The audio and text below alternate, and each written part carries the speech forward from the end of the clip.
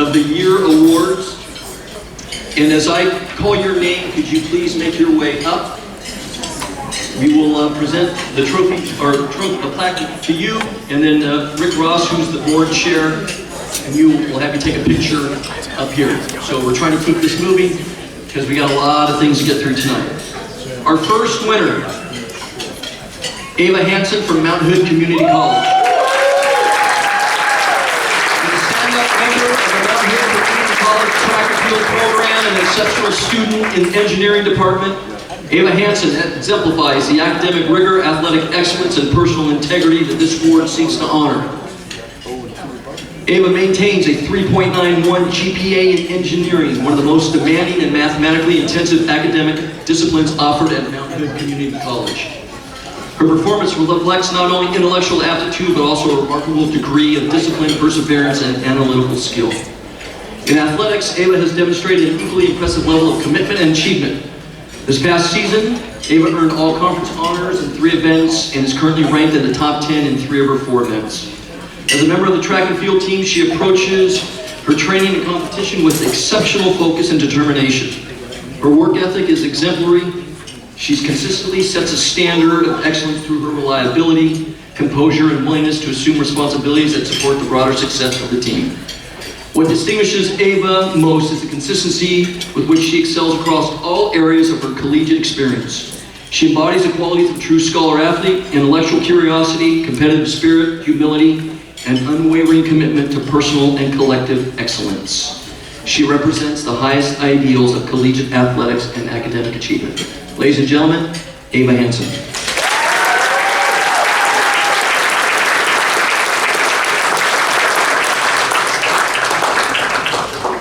Our next female recipient of the Art Fierro Award is Samantha Grosbeck from Columbia Basin College.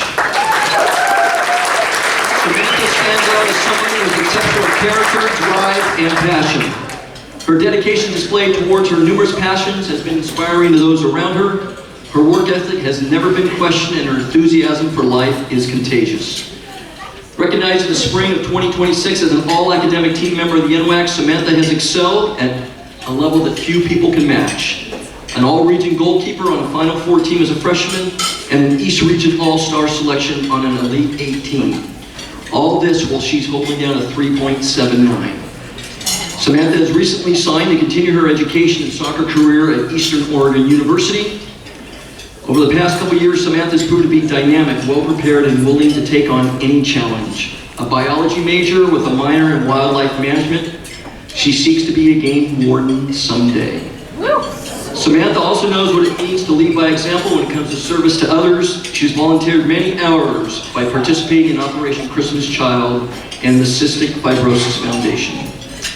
Samantha has been a great representative of Columbia Basin College, their athletic department, and the NWAC. Ladies and gentlemen, Samantha Grosbeck, Columbia Basin College.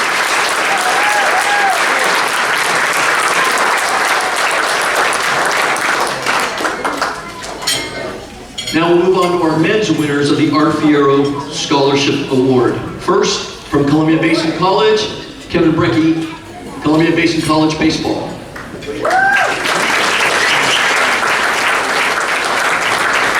Kevin arrived at Columbia Basin College as a 4-year letter winner in baseball in high school. He enrolled in Ottawa University. Donde está Kevin?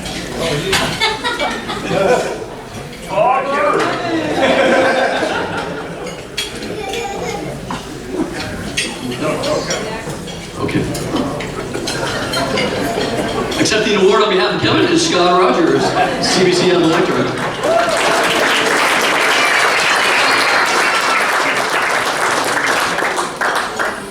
Jason is Braden here? He's not here? Okay. Braden Jones is not here either. We'll give the award to Jason a little bit later. Okay, now I'd like to move on to the Women's Sports Foundation winner. Emilia Linden from Tacoma Community College, volleyball player. Emilia has worked extremely hard both academically and athletically during her 2 years at TCC. She has consistently stood out not only as a talented athlete, but also as a driven student and dependable teammate. She approaches competition with focus, maturity, and a genuine commitment to improving both herself and the people around her. What truly separates Mia, however, is the example she sets for others. She leads naturally through her work ethic, accountability, and team-first mindset. Teammates trust her because she competes hard, supports those around her, and consistently represents the program in a positive way. This past season, she was awarded the NWAC Offensive Player of the Week, West Region First Team Middle Blocker, and Team MVP, while also leading the NWAC in solo blocks and points. Playing volleyball at Tacoma Community College has given her the opportunity to be discovered by Southern Utah University, where she will transfer there and work to get a degree in humanities and social sciences. Academically, Mia earned Dean's List recognition during her freshman year while competing and was awarded the Wooley Scholarship for 26-27. She's pursuing her Associate of Arts while maintaining a 3.5 in the classroom. She embodies the qualities this scholarship is designed to recognize: academic achievement, athletic excellence, leadership, commitment to her team and community. Ladies and gentlemen, the Women's Sports Foundation winner, Miss Emilia Linden.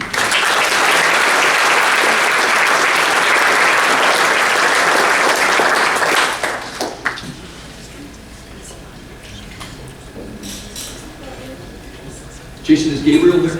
Yes. Great. Okay.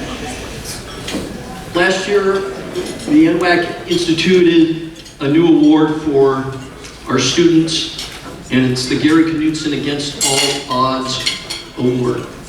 Jim Fitzgerald, could you please come up? Jim is the chair of one of our committees, and this award goes to a student or students who have persevered through an awful lot. And we'd like to present our first recipient, Mr. Gabriel Ramos from Tacoma Community College.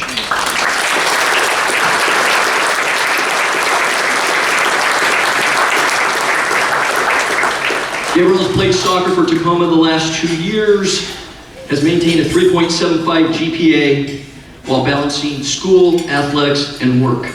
He's also completed his degree ahead of schedule, graduating in winter 2026, which speaks to his discipline and commitment. In some ways, Gabe's experiences and accomplishments as a student athlete at TCC are similar to many athletes. Yet what sets him apart is his journey to TCC.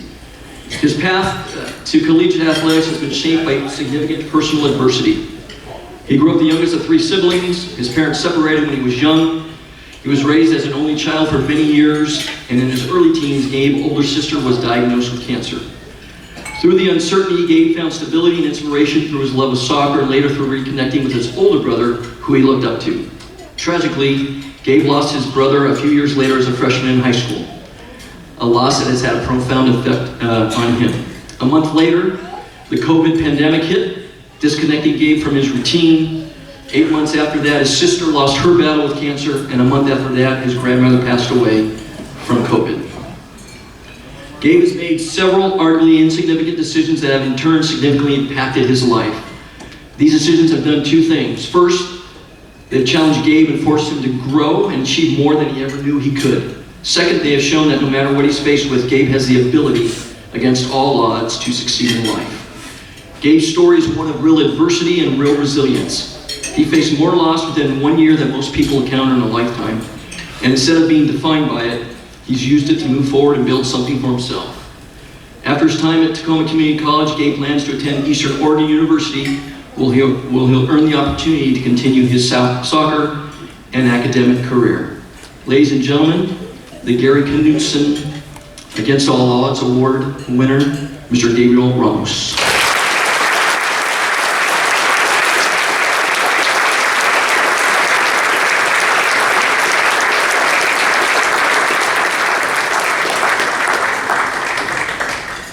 Tonight we're awarding this award twice, and the second one is going to a team.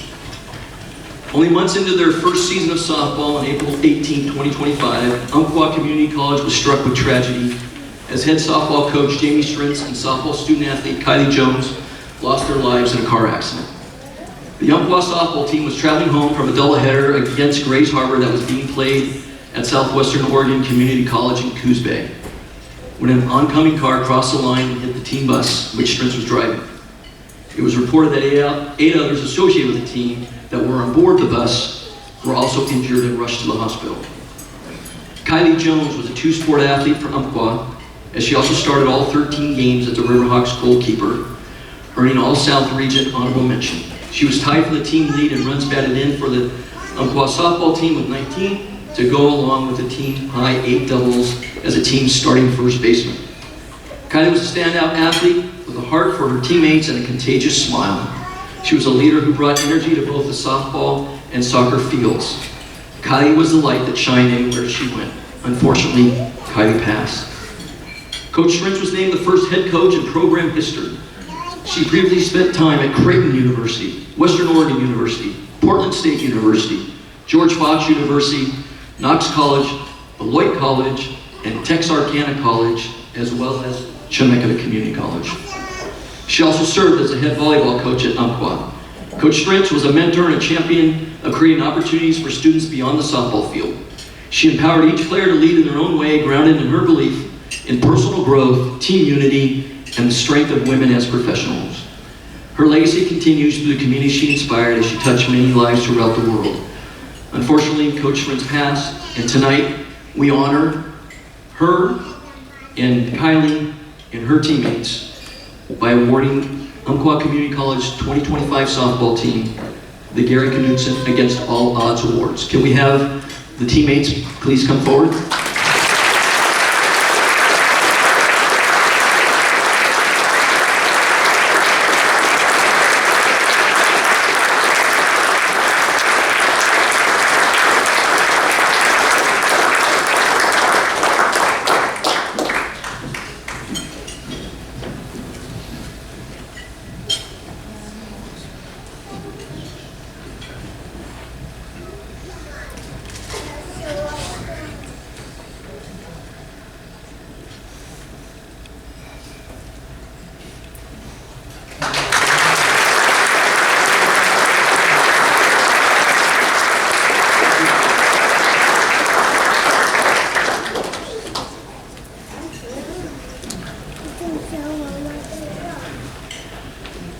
Now we'd like to honor our Baden Athletes of the Year. If we could have Brandon Williams from Baden come up, we will present these awards. First we will do fall, winter, and spring.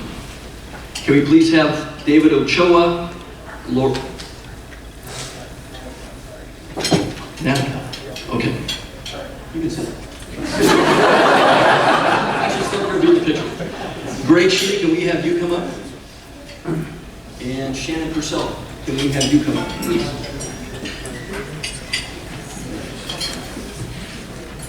Some of you may know, or obviously those of you in the NWAC do know, but those of you who may not be familiar with it, we compete nationally against the National Junior College, Community College Association, and the California Community College Association on a variety of levels, academically and in our team sports.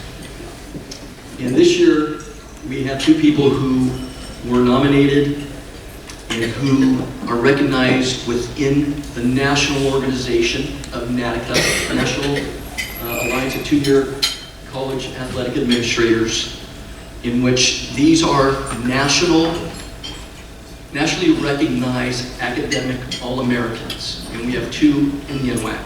So tonight we have our female NATICA Scholar Athlete of the Year, Janie Tanner from South Puget Sound.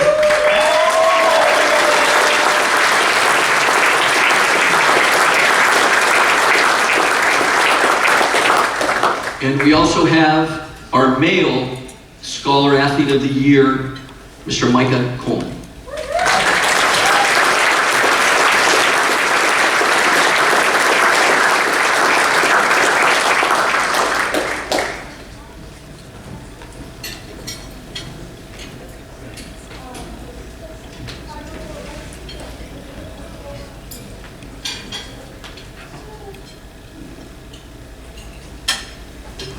Greg and Shannon represent the NWAC with the NATICA Association, and so we're very proud. And some of you may know, Shannon was voted a NATICA Athletic Director of the Year last year. So that's a pretty prestigious honor nationwide.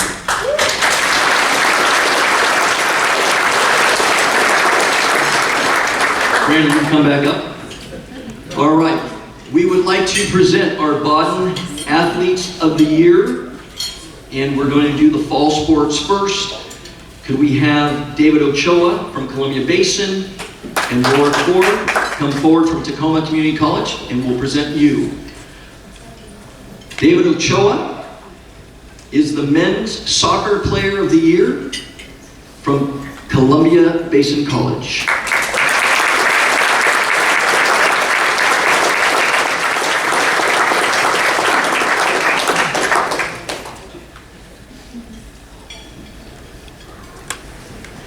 And the Baden Women's Soccer Player of the Year from Tacoma Community College, Miss Laura Cord.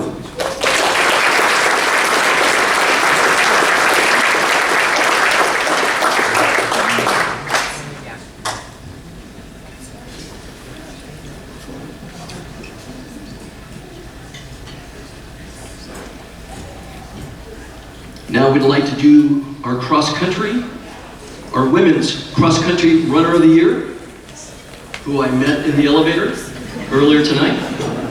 And after talking to her, I got off on the wrong floor. From Southwestern Oregon Community College, Miss Taylor Dickey.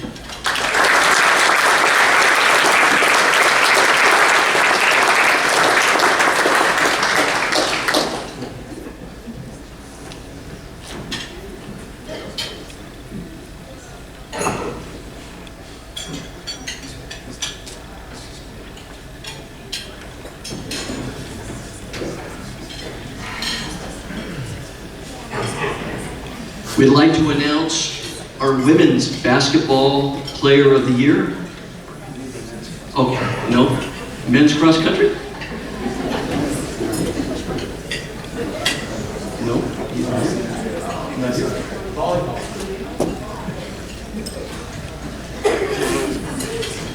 Chaos. Absolute chaos. Okay. The Women's Basketball Player of the Year, Alana Washington.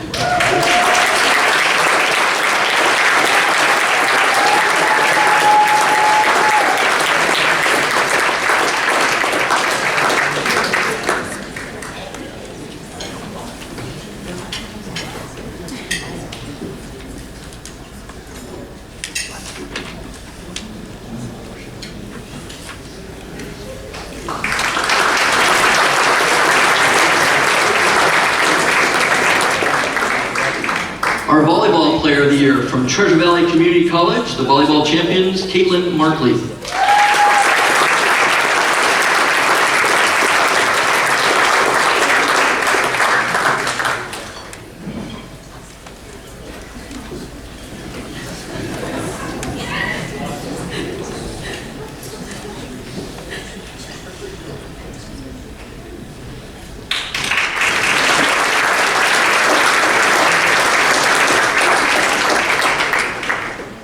Now we'd like to do our Golfers of the Year. Okay. From Skagit Valley on the men's side, Logan Metcalf.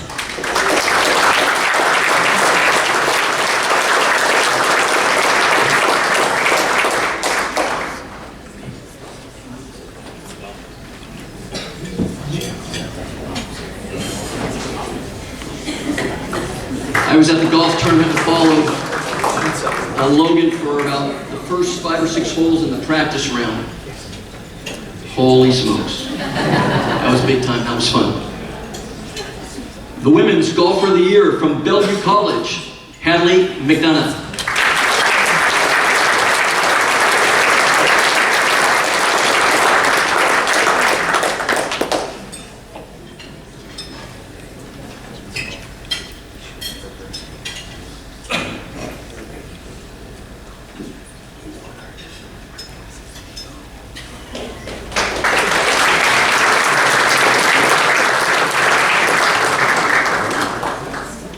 And our Women's Track and Field Athlete of the Year from Lane Community College, Jessamine Pope.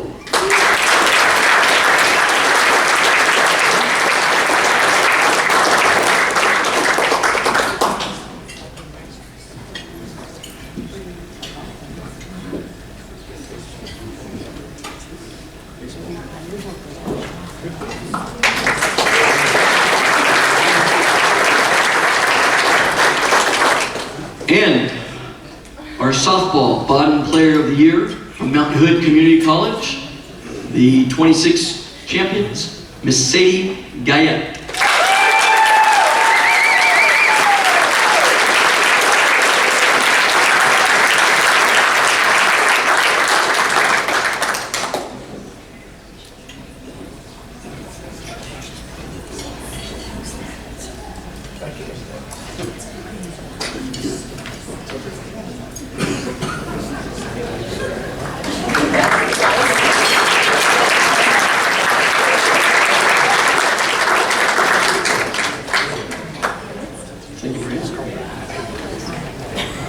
Just to let you know, Sadie Guyette, over 130 RBIs this year.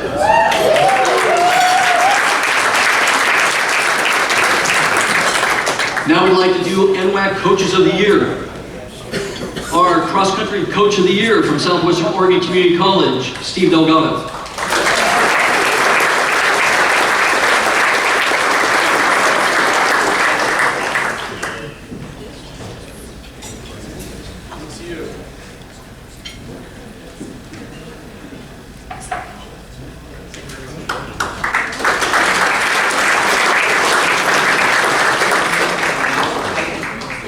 Men's Soccer Coach of the Year from Highline College, Skylar Rohr.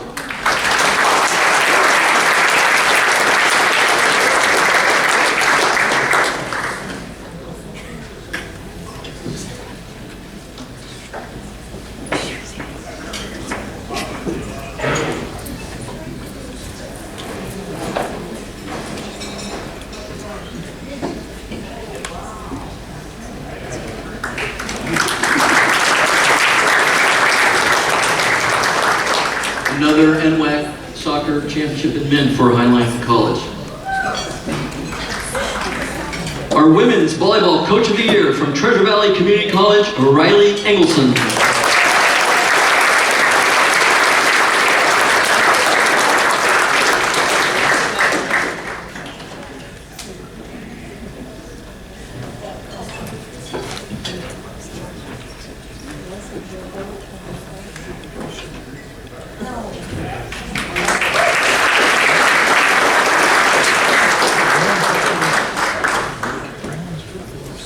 In men's basketball, Coach of the Year from Bellevue College, Mr. Marcus Furman.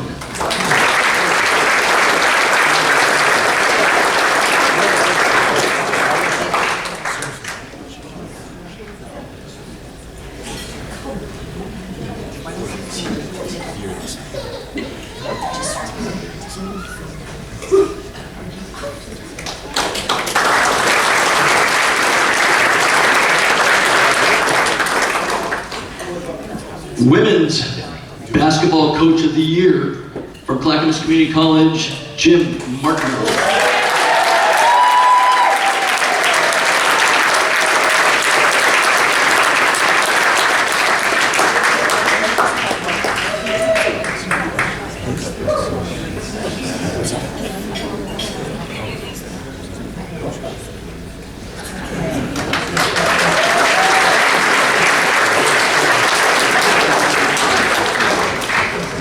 Men's Golf Coach of the Year, Mr. Daniel Graber, Skagit Valley College.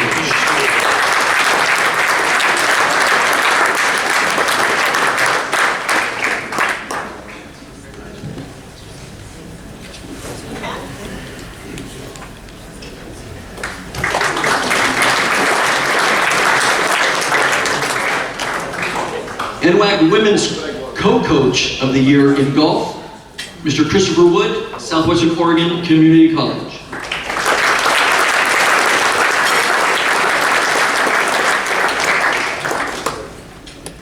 Picking up the award is Tina Woodward.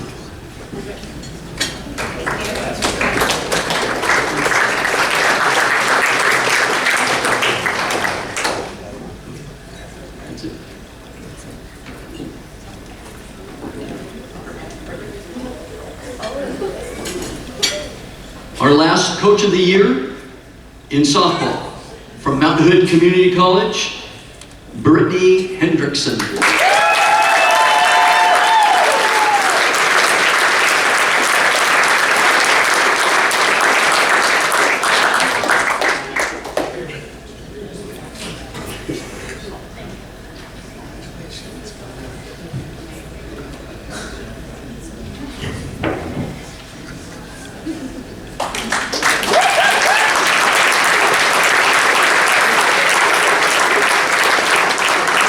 Okay, now we're going to do something. We'll give you an opportunity to be involved and have a good time.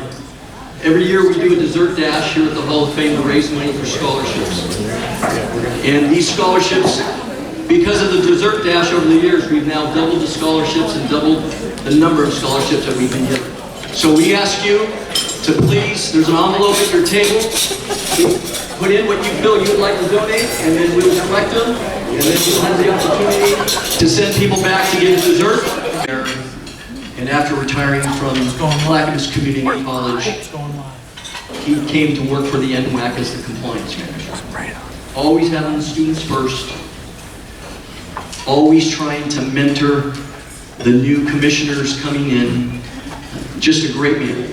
And we lost Jim a few years back. And the NWAC had this Outstanding Service Award, and we decided once Jim passed that we would name the Outstanding Service Award in Jim's honor because he was very service-oriented and really cared about other people. Our first winner is Dr. Patty Scott, who comes from a family of educators and was active in athletics, 4-H, and Future Farmers of America. These experiences set her on a path pursuing excellence in education for rural Oregon. She followed her love of learning to the Lane Community College in Eugene. Dr. Scott went on to complete a bachelor's degree in sociology from the University of Oregon. She then earned a Master of Arts degree in college student personnel administration from Bowling Green State University in Ohio and a doctorate of education from Oregon State University.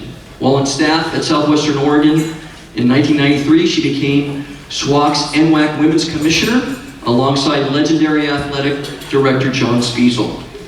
Patty served on the Southern Region Board and on the Executive Board for many years. Her role with the NWAC changed in 2008 when she was named President of Southwestern Oregon Community College. Shortly thereafter, Dr. Scott was appointed to the NWAC Executive Board as a representative of the Oregon Community College Presidents. For more than 3 decades, Dr. Scott has served SWAC and the NWAC with distinction and class. From her early role as Women's Commissioner to her leadership as College President, she has been a tireless advocate for student athletes, championing high standards, equity, and opportunity across the region. As community is one of the core principles of the NWAC, building community is central to who President Scott is. She's active in efforts to improve volunteerism and services in several nonprofits and government boards, and Dr. Scott exemplifies the true spirit of community. Through her service leadership and literacy initiatives, she has worked to inspire the next generation and strengthen the communities she serves. Patty has been instrumental in strongly advocating for community college student athletes and athletics. She believes in a high standard for student athletes, coaches, and athletic administrators. She also has been involved in helping other community colleges and add athletics to their school offerings. Her leadership, wisdom, integrity, collaborative spirit, and unwavering commitment to students and student athletes have left a lasting impact on SWAC, peer institutions, and the NWAC. It is with great respect and admiration that the NWAC recognizes Dr. Patty Scott with the 2026 Jim Jackson Outstanding Service Award.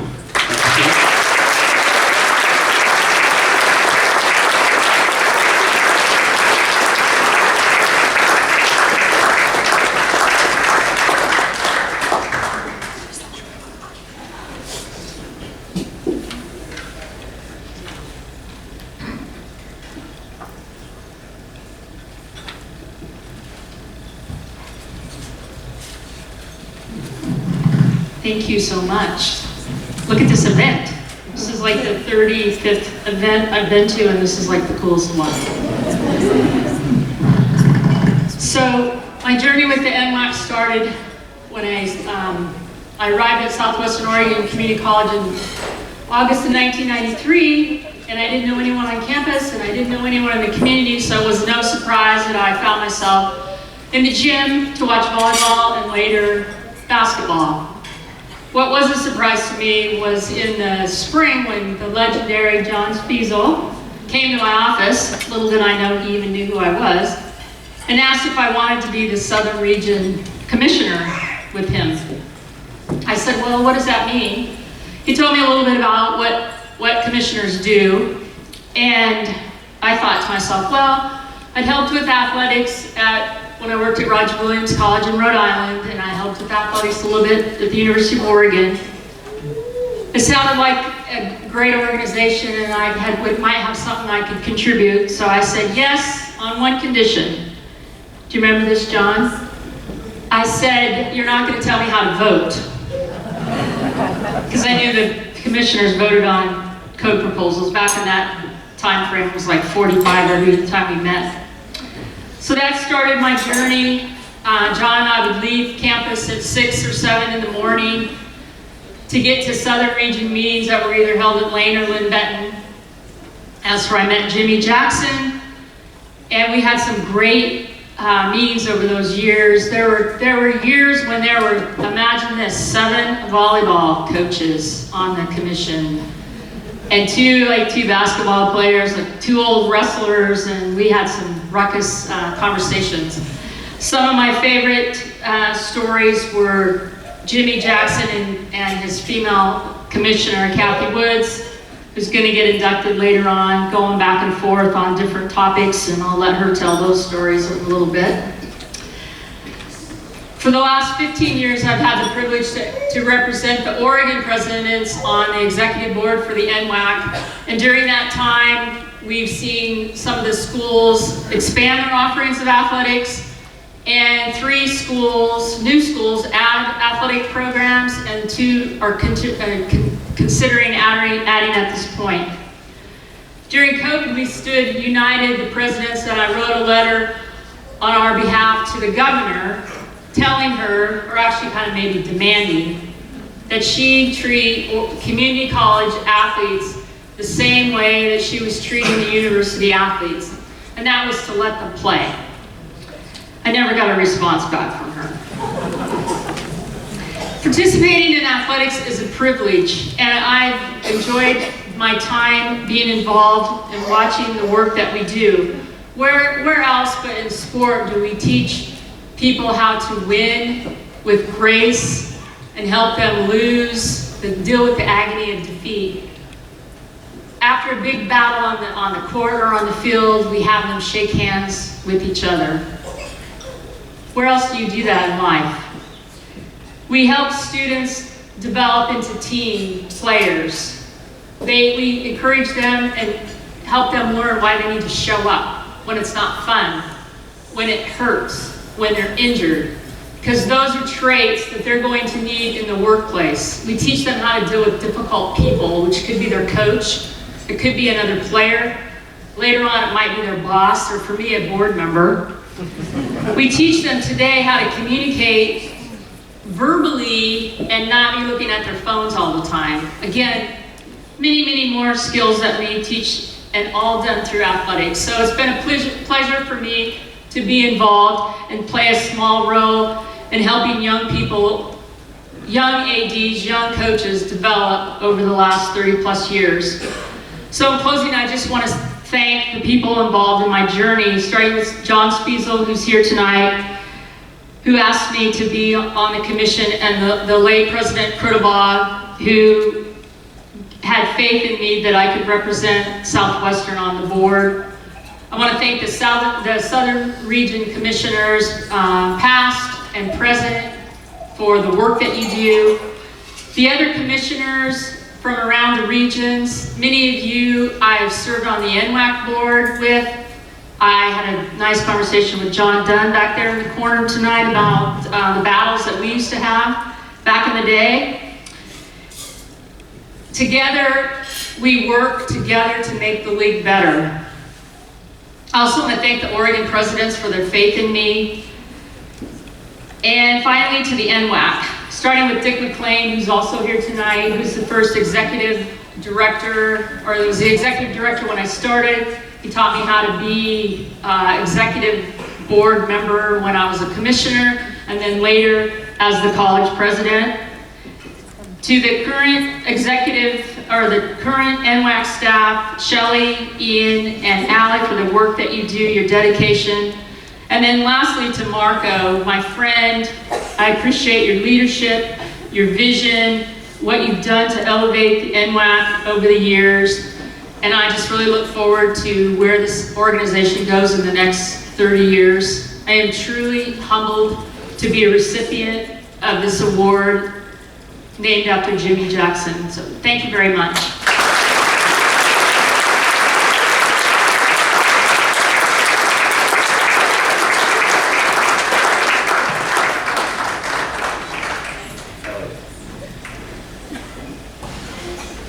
Our next winner of the Jim Jackson Outstanding Award for service is Tracy Swisher. After graduating from high school, Tracy Swisher entered the United States Navy as an ocean systems technician, localizing and tracking submarines from shore installations using the sound surveillance. Tracy, what is all this stuff? Come on. While stationed at his first duty in Alaska, Tracy met and married his wife, Debbie, in 1983. Upon retiring from the Navy, Tracy enrolled at Clackamas Community College. He earned his computer science degree in 2005, and then athletic director at Clackamas, Jim Jackson, hired Tracy as the school's first sports information director. He faithfully served as an SID for the Cougars from 2005 to 2017. While working for Clackamas, he was hired by then Executive Director Dick McLean in 2006 in a part-time role to assist in publishing conference sports information as well as being the league's championships photographer. In 2013, he was brought on full-time as the NWAC Sports Information Director. Swisher quickly hit the road running in 2006 with a comprehensive update to the antiquated league website by installing a database system that allowed schools to input sports scores and reports instantly following the completion of events. The website also included season team and player stats, as well as the ability for schools to submit online accepted letters of intent. Later on, after much research, Tracy moved the entire NWAC website to the current Presto Sports website that allowed for even quicker and smoother sports reporting with live scores and stats. His move to the Presto Sports content management system also benefited the entire conference, as schools no longer had to purchase stat program licenses. When the conference rebranded from the NWAC, NWAACC to NWAC in 2015, Tracy designed the current NWAC logo used today. He also was a major contributor in selecting weekly player of the week selections for most of the league sports. Prior to his retirement, he also worked with athletic directors across the conference to select an all-decade team, the first kind in league history. Since retiring in 2021 from the NWAC, Tracy stays involved with us by volunteering his time and travels to conference championships to provide event music and photography when needed. He's known for his loyalty, trustworthiness, being a great teammate, his willingness to serve, and always trying to promote NWAC student athletes in the conference in a positive light. Tracy always gave more than what was and is expected. Tracy and his wife, Debbie, who also retired from the Navy, have been married 43 years. They have 2 grown children and just recently became grandparents for the first time. Tracy, tonight we honor you with the Jim Jackson Award, and we also are in appreciation for your service to our country. Ladies and gentlemen, Mr. Tracy Swisher.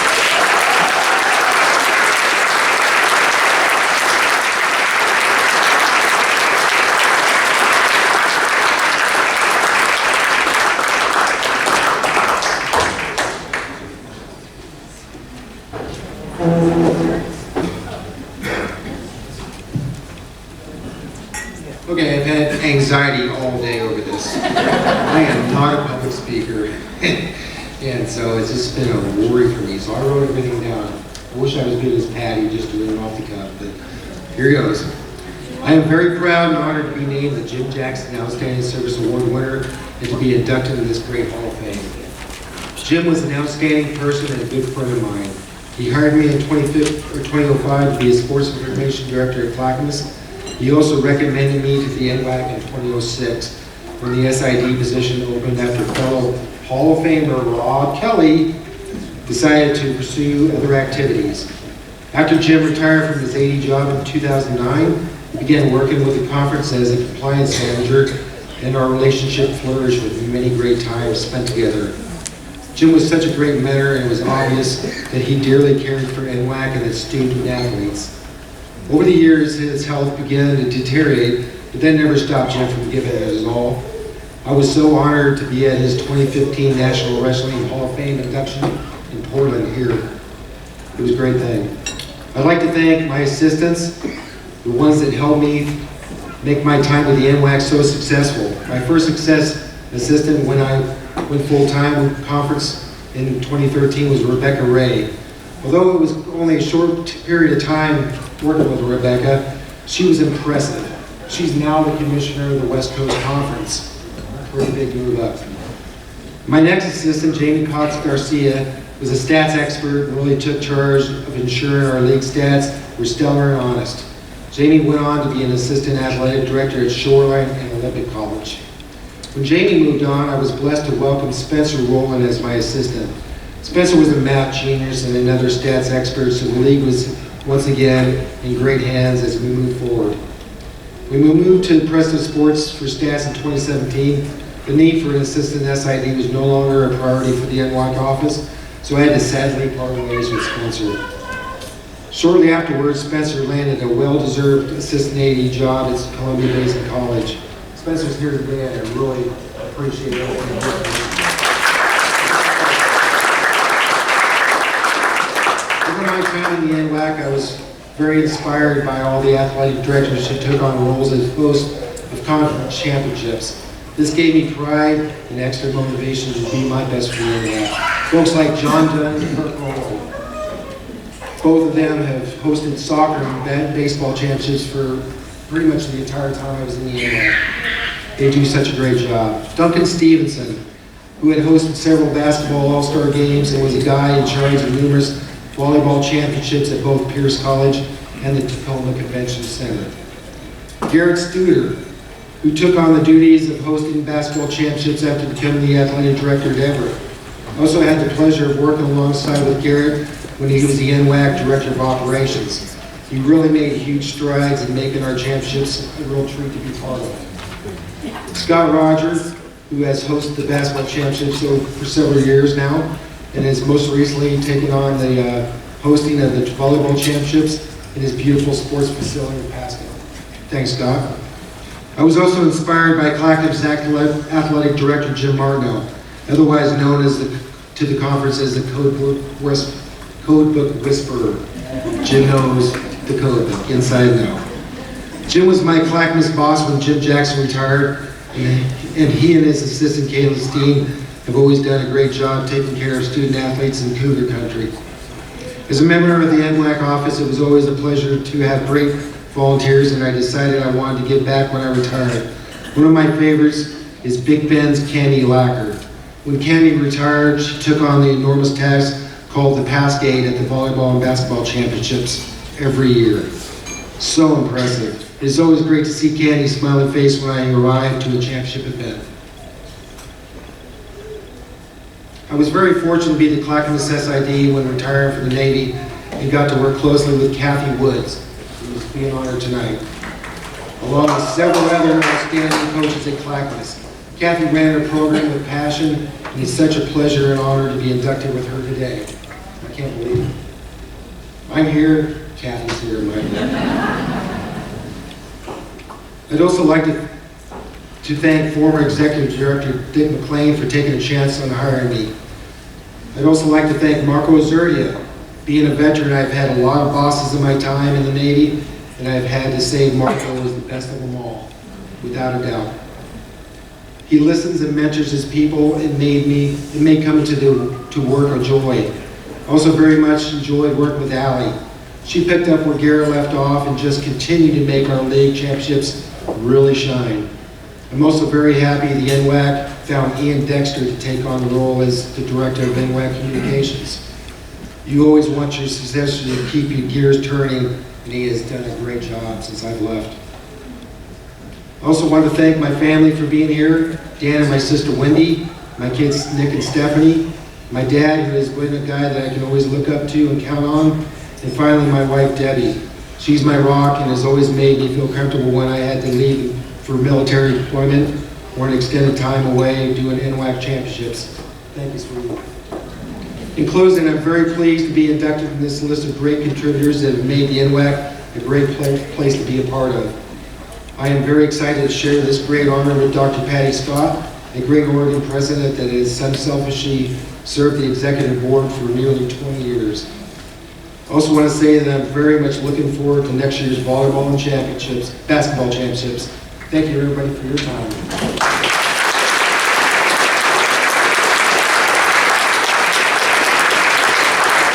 Okay, we'd like to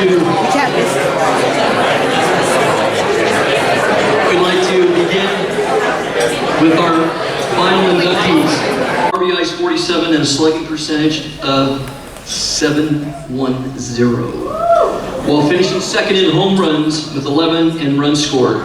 Beyond the diamond, Hughes also excelled in the classroom. She earned multiple academic awards throughout her collegiate career, including recognition on the Dean's List and conference academic honors. Her dedication to her studies reflected the same discipline and drive she brought to her sport, embodying the ideal of a student athlete who thrives in both arenas.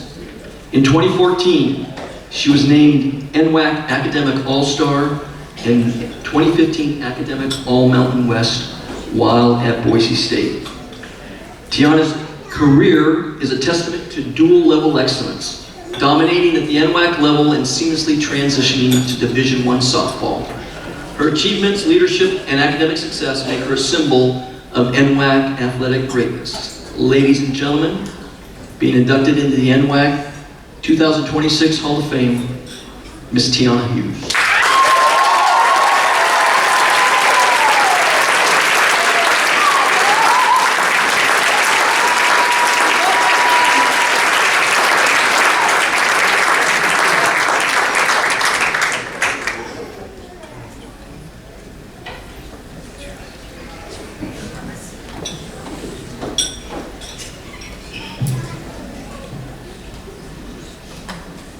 Okay.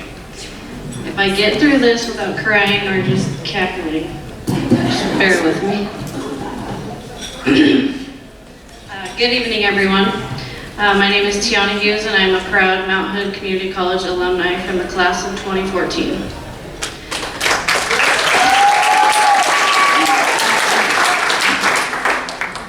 Standing here tonight is truly an incredible honor. Being inducted into the Hall of Fame is something I never imagined when I first picked up a softball. To be recognized alongside so many talented individuals and in front of friends, family, teammates, and coaches is both humbling and deeply meaningful. But let's go back to you, Miss Guyette. Congratulations, you had a really great year.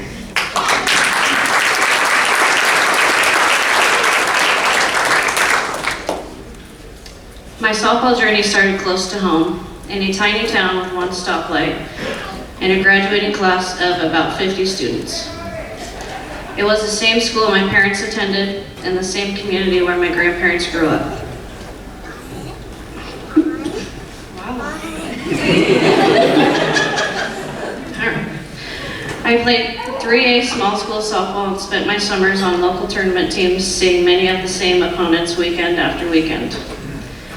I was a catcher until I was about 10 years old, when I got moved to the shortstop position because I was one of the few kids who could make the throw.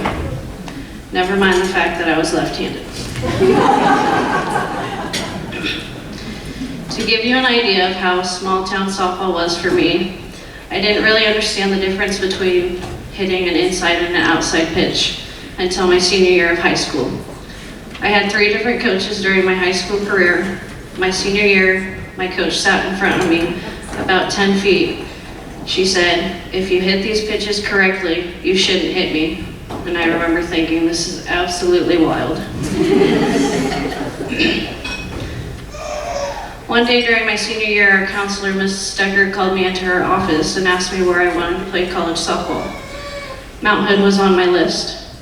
Around that same time, a former Klatskanite athlete who was playing basketball at Mount Hood reached out to me and told me, "I think you'd love Mount Hood, and I've heard their coach is amazing." She connected me with Coach Meadow. We scheduled a visit and practice, and I showed up nearly an hour late because we got lost. Somehow the drive from Klatskanite to Mount Hood turned out to be more difficult than it should have been. My apologies, Coach. Thankfully, Coach Meadow gave me a chance anyway, and it ended up changing my life.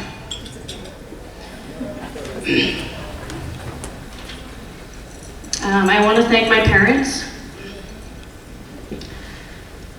Oh my goodness. Thank you for every sacrifice you made along the way. Thank you for the early mornings, the late night drives, the endless support, and for always believing in me. I'm gonna go over my 6 minutes. You gave me every opportunity to chase my dreams, and I will never be able to thank you enough for that. Everything I accomplished began with your love and support. Everything I continue to accomplish would not be achievable without the continued love and support that you give every day. I have so many favorite memories with the both of you, but my absolute favorite is watching you become Mima and Papa times 5. My grandparents couldn't be here tonight because they are watching the 2 wildest twins you could ever meet. But I want to thank them anyways. Thank you for always cheering me on and encouraging me every step of the way. Your pride and support meant the world to me, and I am so grateful for the role you played in my journey. I would not be standing here tonight without the foundation you helped build.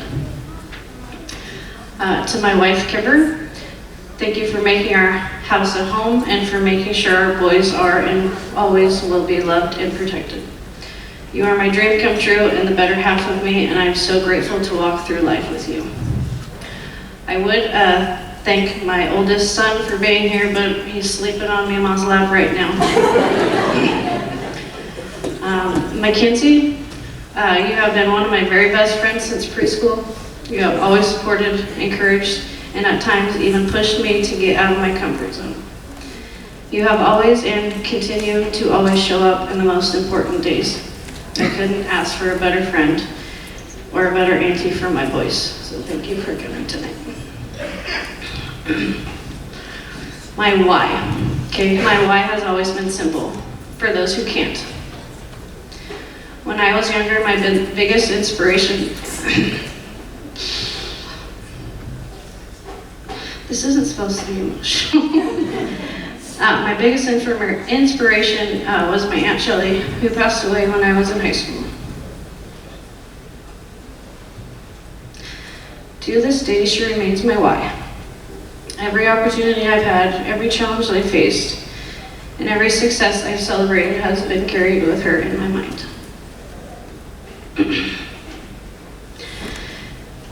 I have been the head softball coach at Klatskanite, the high school that I went to, for the past 5 years. We just wrapped up our season on Tuesday, falling 4 runs short of our state championship appearance as the 8th seed team in the tournament. Softball has always been a huge part of who I am. It taught me discipline, resilience, teamwork, and confidence. Even after my playing career ended, the game never left me.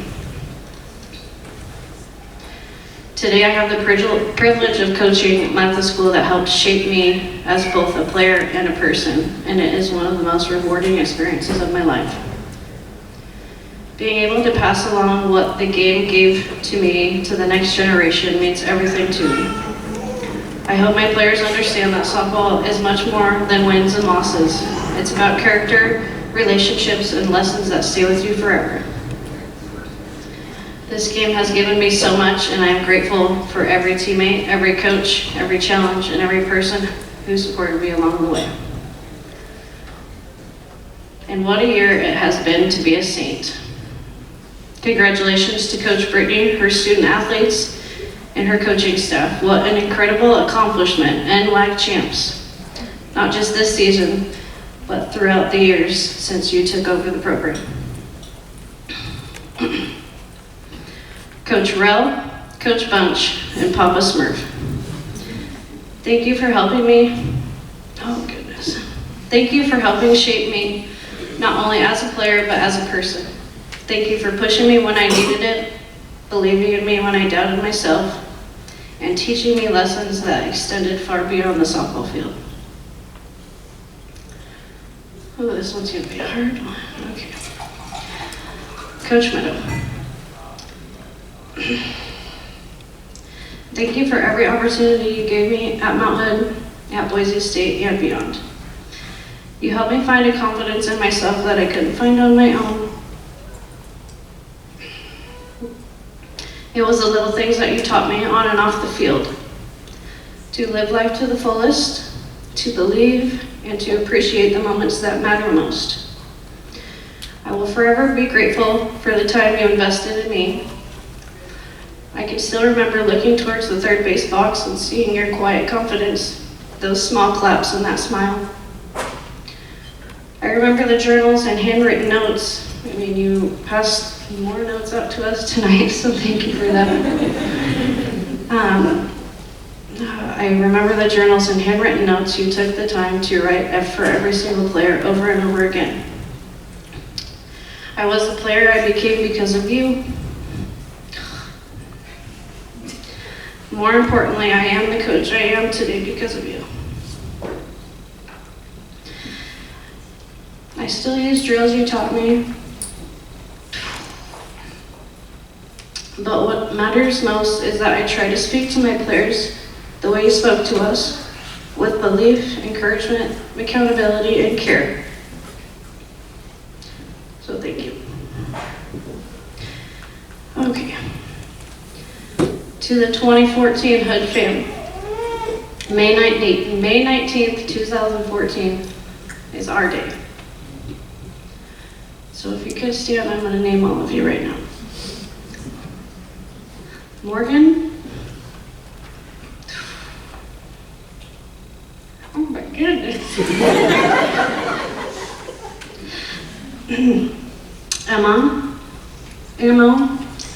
Casey, Laura, Nicole, Jordan, Bianca, Cass, Shaylee, Megan, Kelsey, Sierra, Ashley, Span, and Mercedes.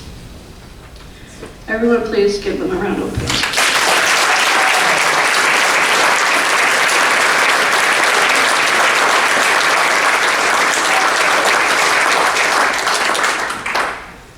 You can sit down. I'm gonna try, and this part is funny because I know I'll be crying. There are so many memories. 2 Chainz in Seattle. 2 Chainz!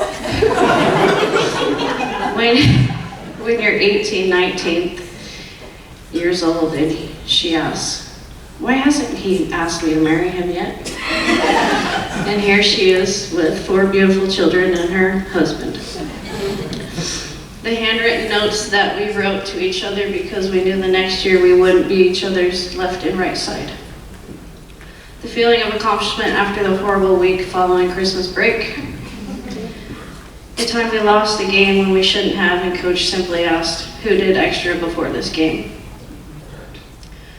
The walk into Delta Park. I'll tell you, I went and watched NWAC this year, and that walk was the same as that championship weekend. The celebration afterwards, the dugout cheers, something about bonnets and swimwear. Kelsey's birthday practice, midnight practice, every strikeout a celebration, and all the coaches who insisted on throwing me outside instead of inside. This award may have my name on it, but it belongs to all of us. Every time I stepped on the field with you, I felt ready to compete. I wanted to give everything I had, not for myself, but for all of you. We poured countless hours into the program and into each other. We were a family then, and we are still a family now. The bond we built on that campus remains one of the greatest of my life. It feels like yesterday, though we know it's been a minute. I am grateful for every moment, every lesson, every laugh, and every video Coach made for us. I will forever cheer for each and every one of you. No matter how many miles or years separate us, we will always be the Hood fam of 2014. Thank you again for this incredible honor. I will cherish it forever. Tonight I stand here as a proud wife, mama, daughter, granddaughter, sister, friend, coach, and Mount Hood alumni. And all those titles, I am grateful for every single one. Thank you.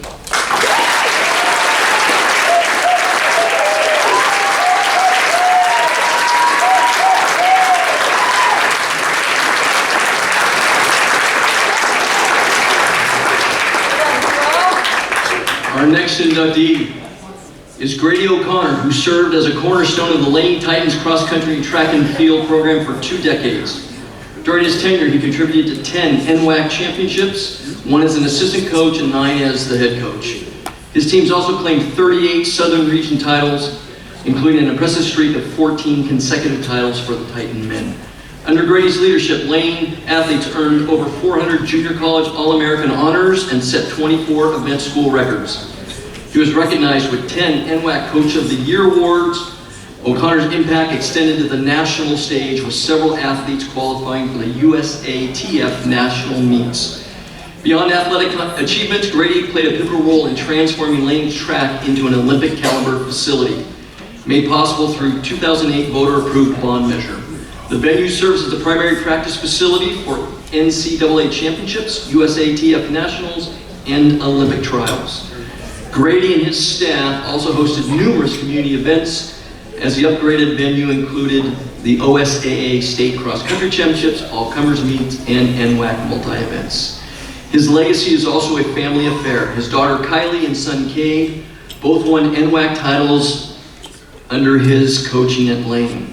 Though retired from coaching in 2017, Grady continues to teach at Lane Community College as a tenured health and physical education instructor. Ladies and gentlemen, our next inductee is Mr. Grady O'Connor from Lane Community College.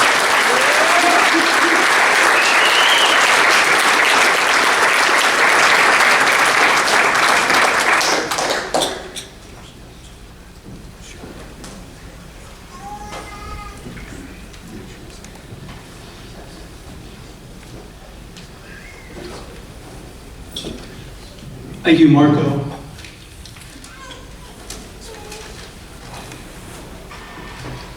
Also want to, heart rate just shot up. Thank you to Greg Shealy for our athletic director for the nomination. It's a great honor.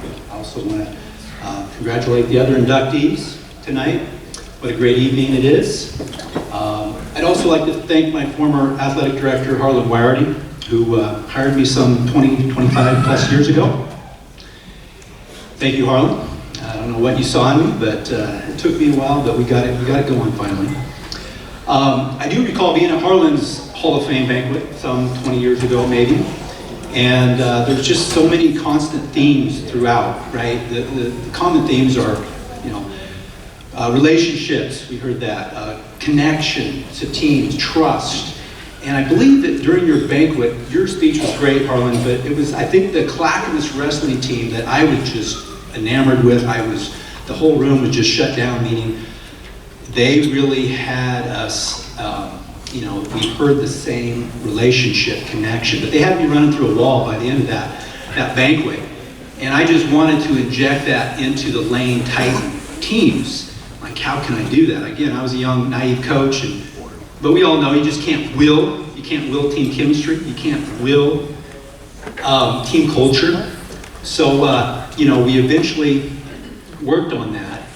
And my mentor here, he would always say, it's going to take a shared struggle. It's going to take a shared sacrifice. There will be obstacles in life, and rather than turning away from these difficulties, you need to embrace them. You didn't think I was listening, did you? Well, eventually we would do some things right in establishing a team framework that would cultivate the team culture and connection we were looking for. An example of that, I'll use Cyrus Hosteller. I'll take some of his time real quick. Cyrus Hosteller, our Olympian javelin thrower, the team culture we're talking about, Cyrus, as a freshman, Division I recruit, had it all going for him, but really didn't have the team experience, right? Didn't have, what's this team track and field thing? What's this NWAC meet thing? Well, we chipped away at just him being a basketball player and a one-event guy, and by the end, we had him as a hammer thrower and a decathlete. And for those that know, his sophomore season, as a decathlete, 10 events, is that coaching malpractice? What are we doing here?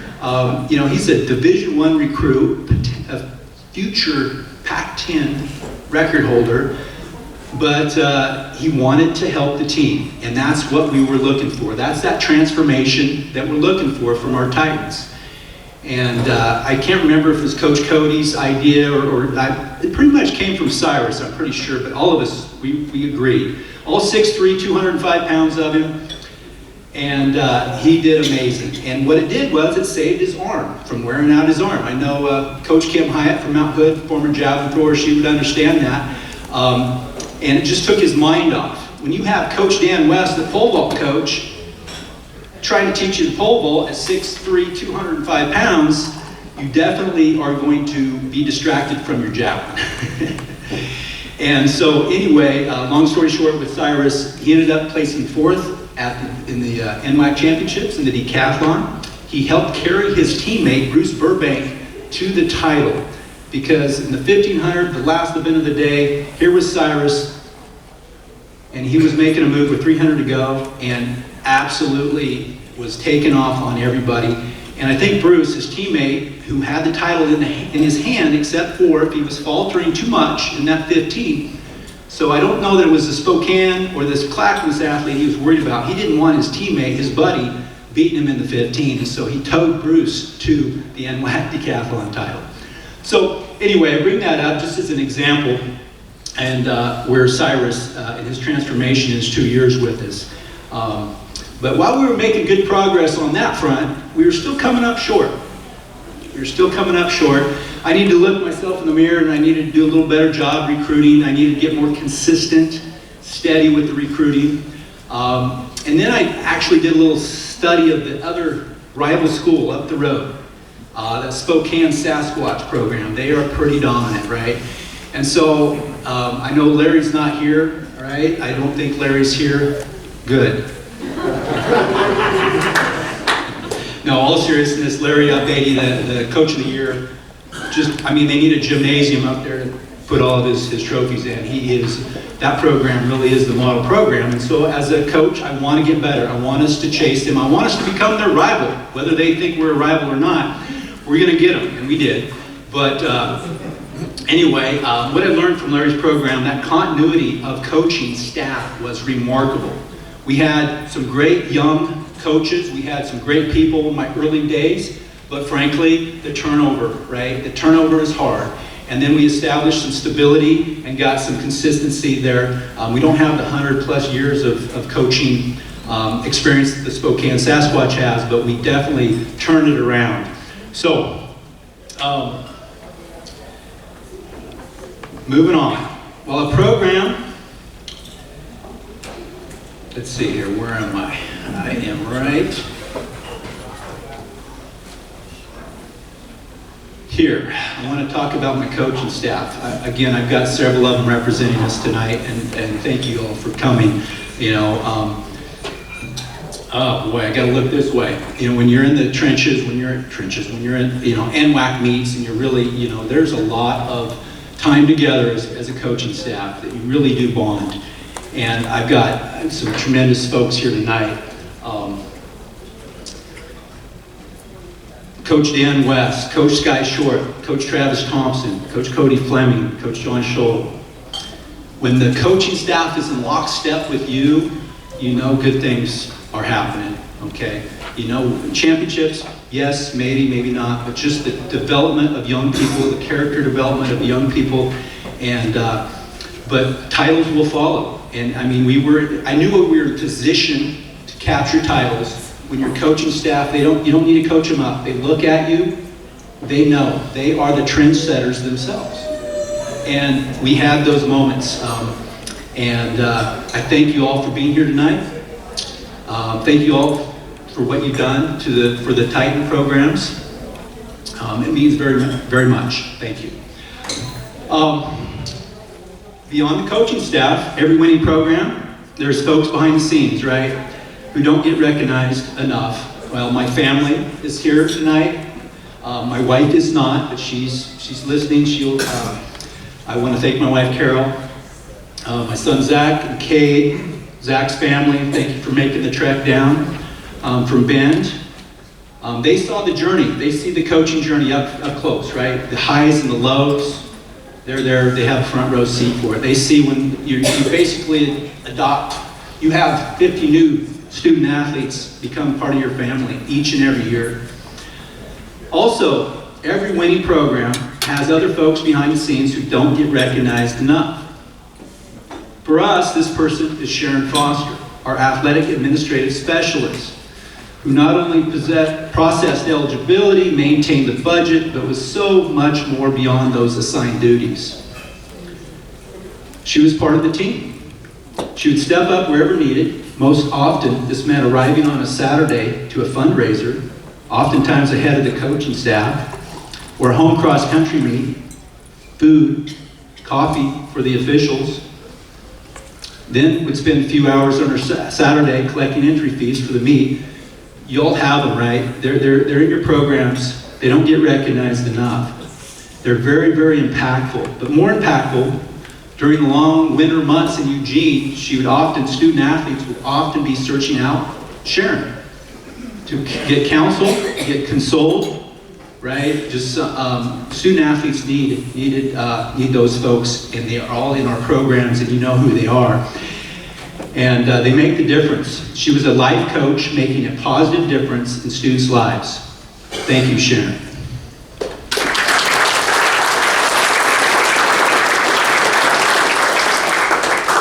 And finally, I want to thank the NWAC organization for providing such an amazing framework for student athletes to succeed and supporting both their academic and athletic growth. I have seen the value of this conference play out with so many student athletes, and in particular, my very own son. Oh boy. That's all it took. It's crazy. All right, where was I? Well, anyway, he would be the first to tell you. If it wasn't for lane soccer, he also did track. I had to twist his arm, but he did track. If it wasn't for lane soccer, he most likely would not have stayed in school or completed his degree. My mentor, AD Harlan Warity, used to always say, sport is a tool, one that can build stronger men and women, one that can build confidence, one that can teach strategies on how to overcome adversity. Well, because of this tool, lane soccer, the NWAC conference, Cade's hung in there. He obtained his master's in teaching from Western Oregon recently and completed officer school training with the U.S. Army. Proud of you, son. Very, very proud. Any NWAC schools out there need a soccer coach? It's right here. Again, proud to have been part of this conference, this great athletic conference. I again want to congratulate the other nominees, or the other inductees. Thank you very much, and go Titans.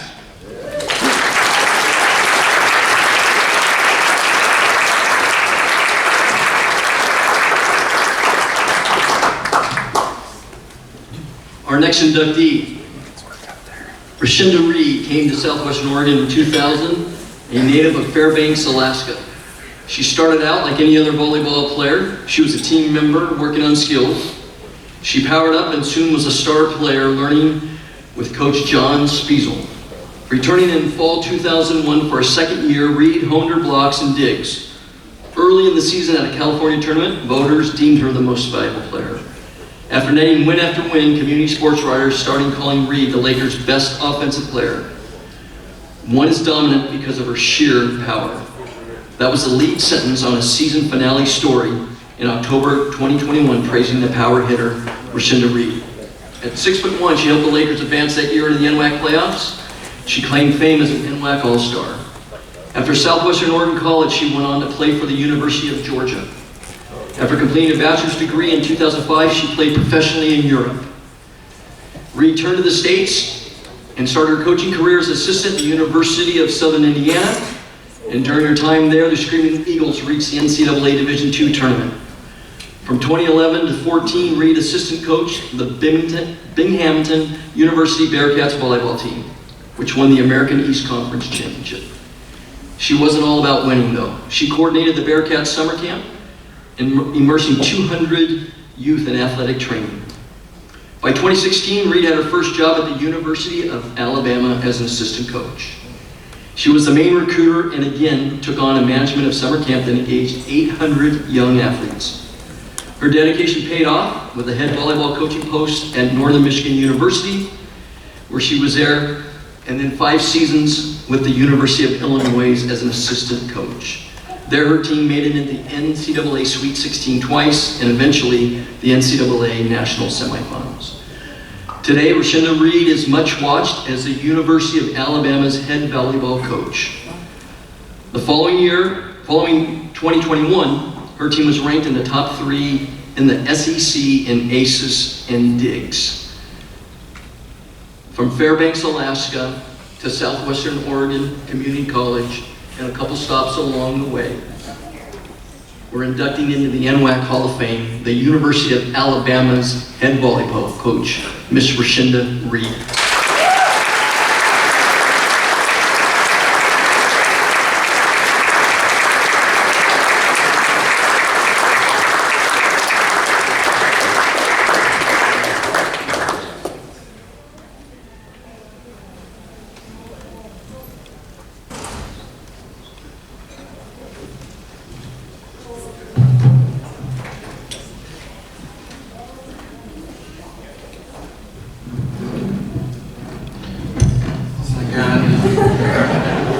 Apologies, I am tall. I might have to hold it.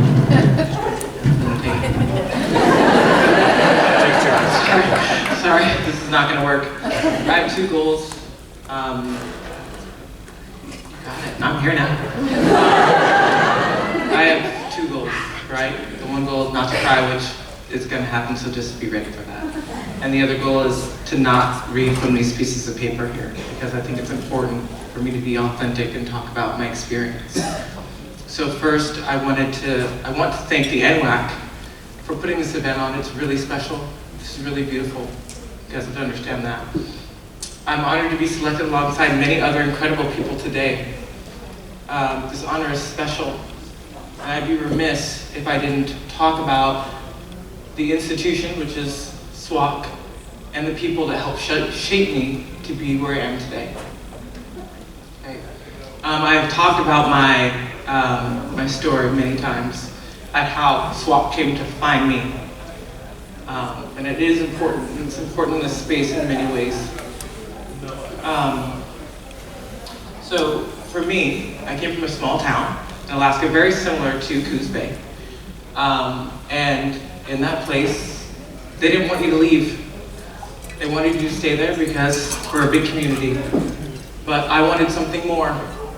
I wanted something bigger. I wanted something in the movies. I wanted the big university. I wanted the big team, and I wanted to be the best. And just like any dream that you have, all these big ideas, it didn't happen that way. It just didn't. And where SWAC came into play was the fact that it wasn't that the opportunity wasn't there for me. It was the fact that I didn't meet the requirements of that institution. So I had all these dreams of going there, but I couldn't.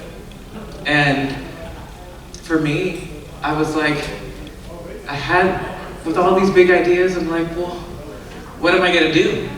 Where am I gonna go? And that's where SWAC found me.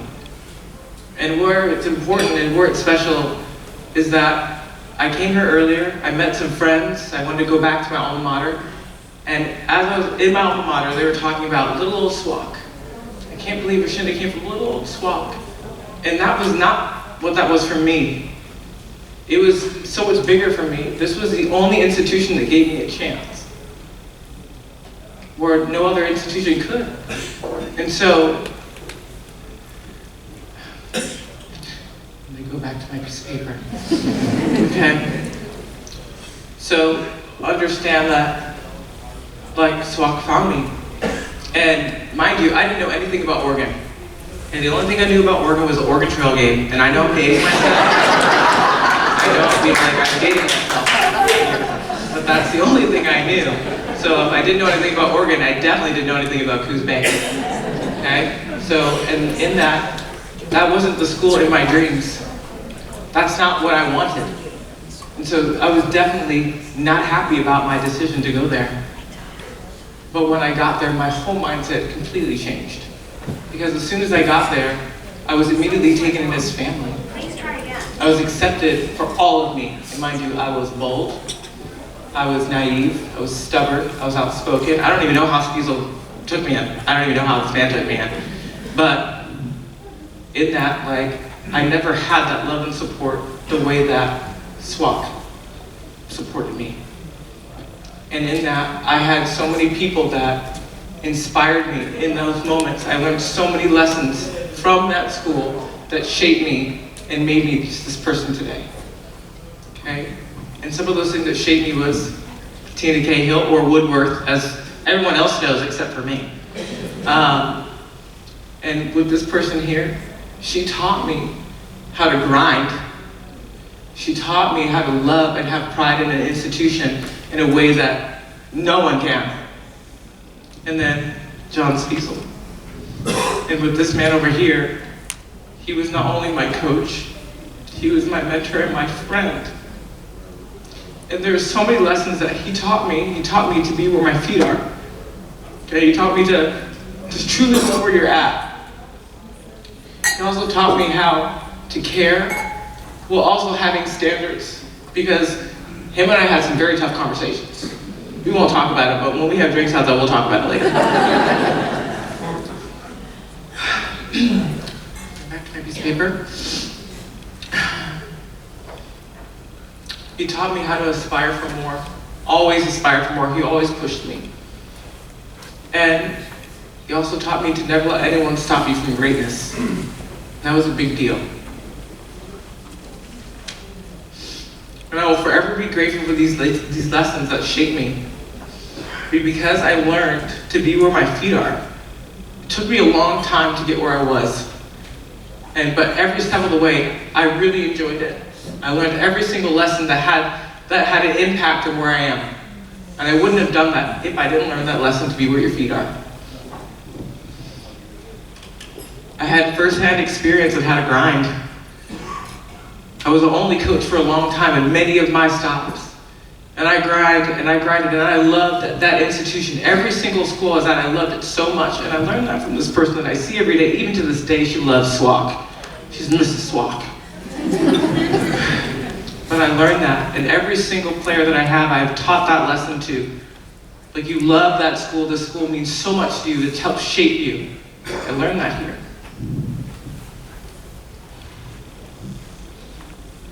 And I also learned to push myself outside of my own comfort zone. And in that, I was able to do things that really scared me. I was able to take on opportunities and jobs that I would never, ever would have done if I didn't have someone that's like, aspire for more. And if it wasn't for that, there's no way I would be right here. I would never have been here for that. Because I would never step into something that scared me. And because of that, I was able to be one of the top coaches because I freaking am, and I worked really hard to get there. Thank you, SWAC. On one of the biggest stages in the country. And I'm sorry, like, I don't want anyone to S on a community college because I'm an example of how that helped me get to the top because I'm freaking there. Thank you, table number 1.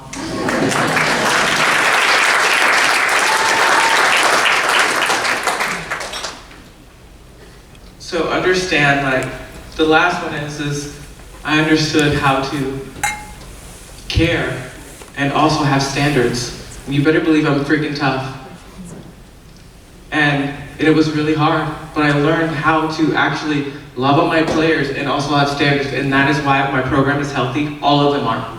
And mind you, yes, I'm gonna love on myself because I freaking worked really hard. I did go to a Final Four, a Sweet 16, Elite 8, and most of the programs that I worked at, we've all made it to the NCAA tournament, and that started with this man over here that helped shape me. That's right.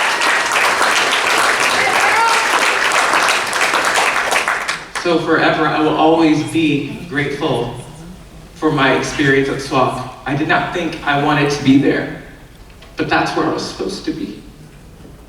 I was supposed to be there, and it's not little old SWAC. That was a place that gave me an opportunity to be right here. And I will never, ever forget that, and I will shout it from the rooftops. Like, that's where I was supposed to be, but I'm so fortunate for that. So thank you. Thank you for everything. Thank you, I appreciate you. And I know typically in Alabama I would just say roll tide, but today I'll just say thank you, I appreciate all of you guys. And I hope to talk to you and have a drink with you and talk more, but thank you, thank you. Thank you.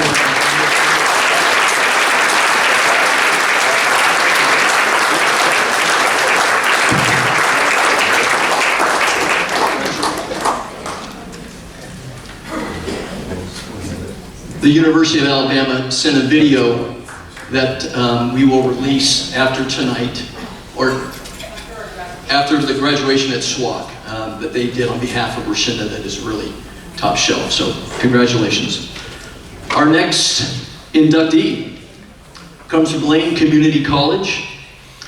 Shelby Snook starred on the Lane Community College women's basketball team in 2013-14 and 2014-16. Leading the Titans to the NWAC Championship title in 2016. While at Lane, Snook was twice named to the Southern Region All-First Team, and in 2016 was named the NWAC Women's Basketball Tournament Most Valuable Player. At the conclusion of her career at Lane, Shelby is ranked #1 in Lane women's basketball history in the following categories. Career scoring with 1,232 points, 419 assists, 439 field goals made, 900 field goals attempted, 294 free throws made. And we all know the dominant program Lane has been, so to carry those records is pretty outstanding.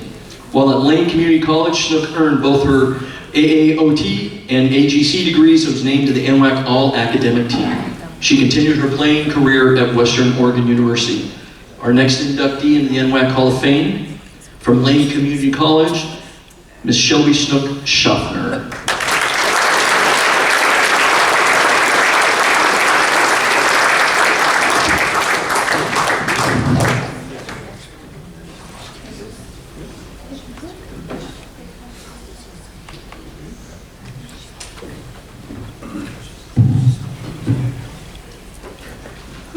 Feels like a lifetime to get up here.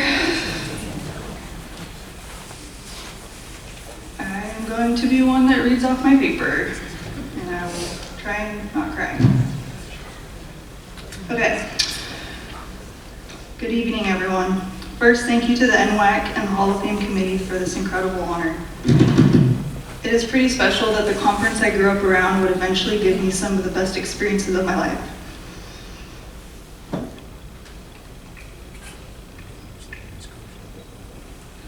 My dad, Rod, coached men's basketball in this conference for 16 years, and I was just 3 days old when I attended my first NWAC basketball game. When I was 7, my dad stepped away from coaching to spend more time with our family. I appreciate the balance that my parents found. They were encouraging and invested, but they never made basketball feel like an obligation. My dad was usually a supportive father who just knew a little extra about basketball than the other dads. Occasionally, I saw an intensely competitive Coach Snook, Occasionally, I saw the intense, competitive Coach Snook his players knew. One memory that stands out is when I was 10, my dad coached my team at a summer camp. We reached the championship game, but after a long week, my Achilles was really bothering me. I asked him to take me out, and he told me to play through it. We won the championship, and it was one of my first real lessons in toughness and competing through discomfort. Coach Snook made another appearance a couple years later when my dad filled in as the coach for my AAU tournament in middle school. I quickly learned that Coach Snook was a little different than Dad sitting in the stands. I played harder on defense than I ever had before because he demanded a level of intensity that I hadn't consistently played with yet. At the end of the game, I was at the free throw line with a chance to tie and send us into overtime, and I missed. Afterwards, he asked me what I thought happened on that shot. I told him I just wasn't focused on that last free throw like I was on the first. He used that as a very big teaching moment, and quite honestly, he still brings that game up to this day. The tournament taught me two things. The first is there's always another level of intensity that you can play with, and winning comes down to staying locked in every single possession. When I arrived at Lane Community College in 2013, I wanted to contribute to the incredible legacy that had already been established there. The bar at Lane was set high. It was, and still is, championship or bust. The culture of excellence doesn't happen by accident. It's built by the people who invest in the program and the athletes every single day. I'd like to thank my Coach Kevin, Coach Sue, and Coach Wingate for the time, belief, and investment each of you poured into me and this program. And of course, Coach Sheely. Thank you for always believing in me. One of the many things I learned as a Titan was the winning mentality. We embraced having a target on our back every single night. We faced some tough competition, but there was also plenty of nights where things got pretty comfortable, and the margins were comfortable in the fourth quarter. Looking back, that success was a reflection of the culture that Coach Sheely built. We were expected to prepare, execute, compete, and win. Those lessons about discipline, accountability, and holding yourself to a high standard are things that have carried far beyond basketball for me. And Coach, I also wanted to thank you for your well-timed one-liners at practice and during games. You have a creative way of delivering constructive criticism that somehow makes us laugh while still getting the message across. I'm sure most of the team found them a lot funnier when they were directed at somebody else, but they always came with a message we needed to hear. I'm grateful to know you. I'm grateful to know that years from now, you'll still be someone I can call when I need advice, perspective, or just a good laugh. My time at Lane wasn't without its challenges. After finishing 4th at the NWAC tournament my freshman year, I spent the entire off-season motivated by the feeling that we had fallen short. Then, just a week before school started my sophomore year, I tore my ACL and meniscus. Instead of preparing for a season, I was preparing for surgery and a long recovery. That year was the hardest year of my life. I was incredibly proud of my teammates when they finished second at the NWAC tournament that year, but watching from the sidelines was heartbreaking. At that time, I just wanted to be back on the court. Looking back, I realized how much that redshirt year helped me grow as a person and gain a new appreciation for the game. The following season, we came back with unfinished business. We went 32-1 and won the NWAC championship. Our team was loaded with talent. Every starter could score 20 points any given night. As a point guard, my favorite thing to do was attack the basket, and I was surrounded by shooters and post players who demanded attention. That's what made us so difficult to defend. One teammate I want to recognize tonight is Gabby Heen, who is here supporting me right here, right in front.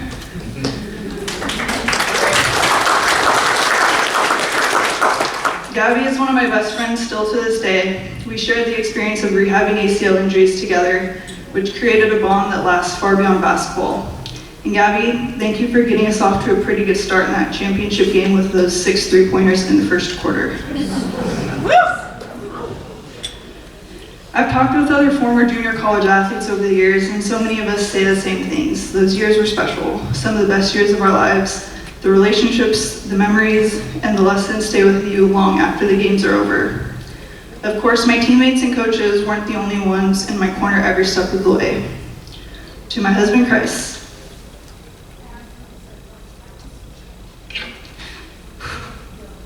thank you for being my rock.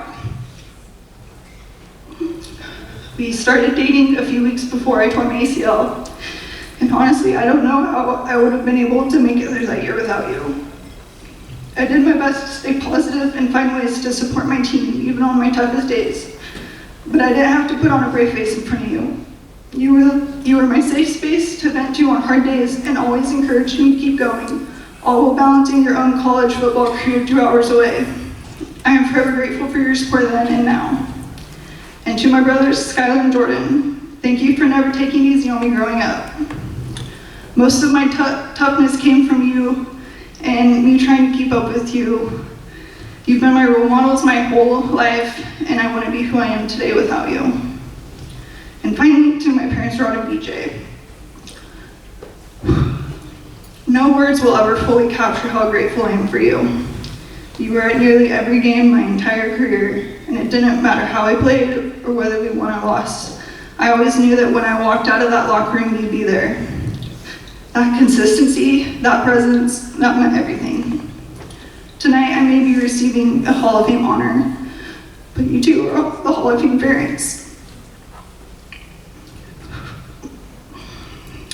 Thank you all for this incredible recognition. My years at Lane and the NWAC were some of the most meaningful years of my life, and I'm truly honored to be here tonight.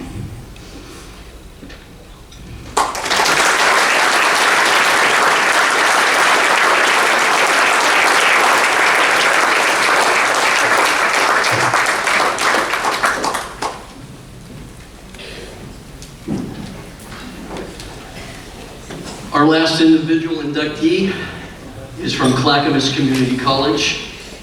But before arriving at Clackamas Community College, Kathy was hired by then Lynn Benton Community College Athletic Director and future NWAC Executive Director Dick McLean, and coached at Lynn Benton for 2 years.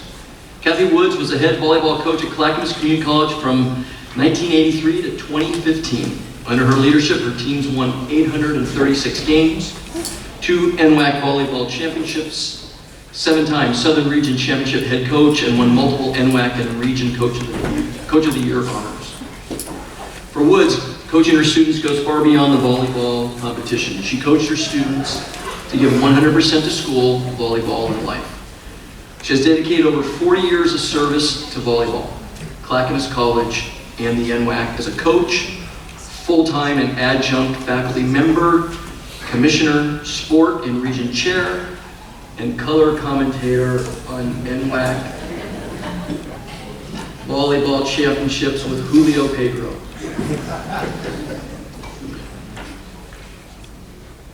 And most importantly, I think, she's been a mentor to many coaches and obviously of many players. And we were honored years ago when we started the Jim Jackson Award to award Kathy the Jim Jackson Outstanding Service Award because of the service that she's done, and in honor of Jim and her relationship with Jim. Ladies and gentlemen, the NWAC is proud to induct into the NWAC Hall of Fame, Miss Kathy Woods.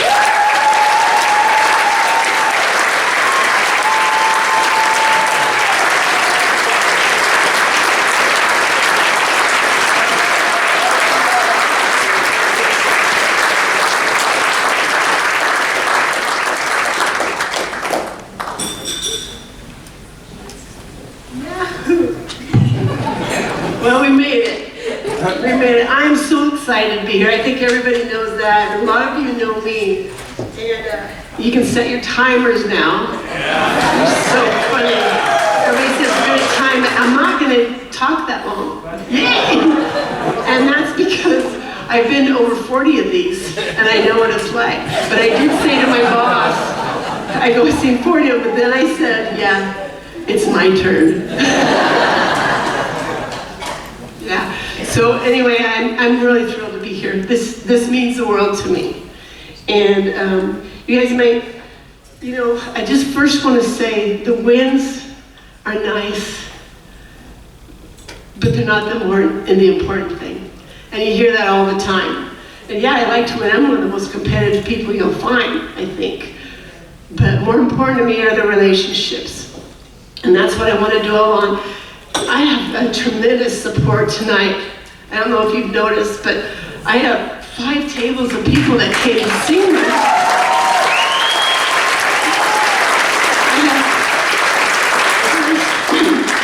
This table right here, my assistant coaches, number 1. This isn't even all of them. For so many years you do have a lot of assistant coaches. But these coaches right here believed in the program. They supported me. I wouldn't be here without them. They work so hard and pretty demanding, and yeah, they know it. But I'm so proud of each one of them and what they've done with their lives. A lot of them were my athletes themselves, but they're coaches, they're teachers, they're nurses, they're real estate agents, they're pastors. I mean, they have businesses. I'm so proud of them and who they are. Would you please stand up, please, if you assisted me, please.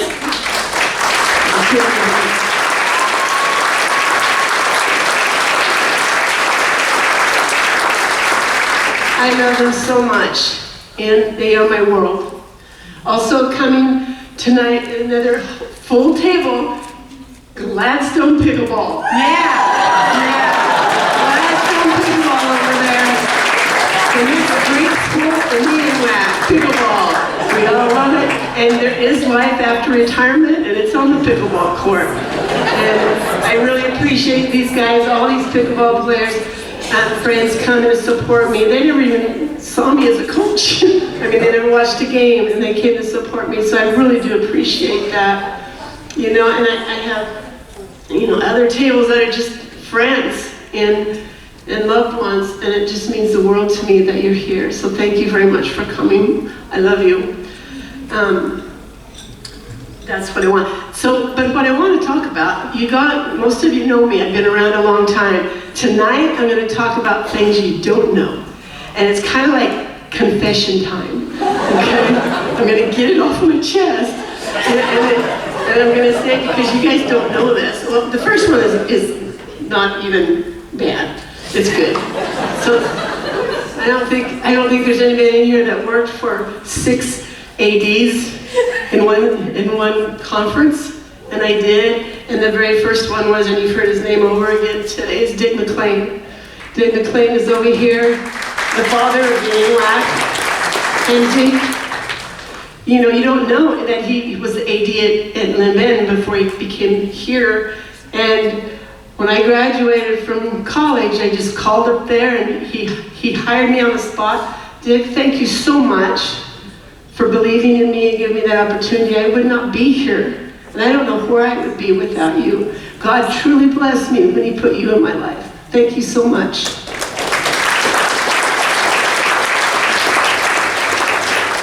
And he was the first. And then he helped me get the next job, which was going to be full-time, and that was at Clackamas.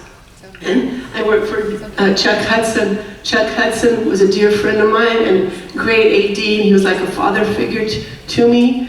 And he's passed, but he was my second AD. Then after him, we had Dale McGriff, and then Carol Peterson, and then it was Jim Jackson. And, you know, we did have that special relationship. Everybody talks about it. It was a love-hate relationship. We fought like cats and dogs. He was like a brother to me, and I loved him with my whole heart. And I was so honored to receive that award. And I'm so happy that Patty and Tracy, my good buddy Tracy, right, Trace? Is he out? Oh, there he is. And my good buddy Tracy, especially gets that award because Tracy goes way back with me as well. We've been friends. He was at Clackamas, and you know, he lifted me up. And I don't know why. I mean, he was just a good guy. He lifts everybody up. And thank you, Tracy, for doing that for me. I didn't even know how many wins I had. I've been coaching forever. I didn't know. He comes up to me one day and goes, Kath, how many wins do you have? I don't know. He goes, well, I'm going to research it. Well, at the time, I had over 600 wins. I didn't know. I didn't know to celebrate the 100, 200. I didn't even know when they happened. Again, that didn't matter to me. But after he said that, I thought, whoa, well, that's a long time. You know, that's a long time. So thanks for caring about me to check into that. And I got to celebrate my 700th and 800th, and it was because of you, Tracy. So thank you for that. You're special to me. You know that.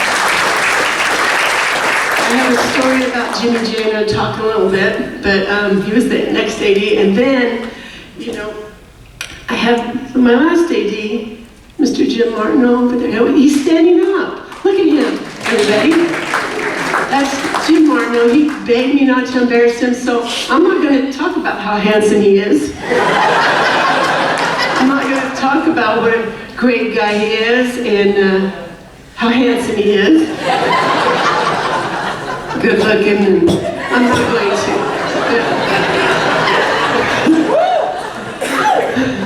But in all seriousness, Jim, you were my student, and then you were my boss.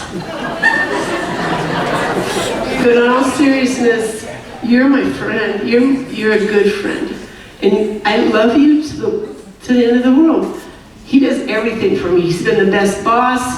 He's been the best friend. He's my neighbor. He comes over to my house and he helps me with things. Well, not like that. Look at that. Get your mind out of gutters. Mike, for crying out loud. Yeah. But he does. And I love it when he does.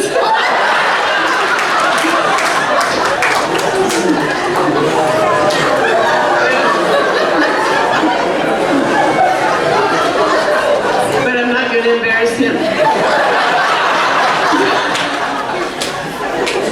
I want to tell you a couple stories. Okay, here's where the confessions come in. Dick McLean, you never knew this, okay? But when I coached at Lindman, I actually also coached men's tennis. You guys didn't know that either. That's not in the bio. That was fun because I was 25 and they were 19, 20, and 21. Yeah? And it was fun. And so one time, two of my players, Dick, we qualified for the regionals. It was at Umpqua Community College, and it was an overnight trip. But you don't know that I got rooms that had an adjoining door. Confession. Okay, so I came back that night, and I was tired. This was in the 80s. These are things you haven't heard before. This is in the 80s. And you know, in the 80s, they had these beds that, you know, you put a quarter in and they vibrate. Anyway, I'm sitting there all by myself. They were next door, and I'm going to try that bed. And so I go and I put a quarter in, and it exploded. It sparked and burned and screamed. The guys come running in, Kathy, what's wrong? I was all black. I could have died. And so I said to him, I said, can you read that in the papers? Female, good looking, tennis coach dies in the vibrating bed with two male tennis players.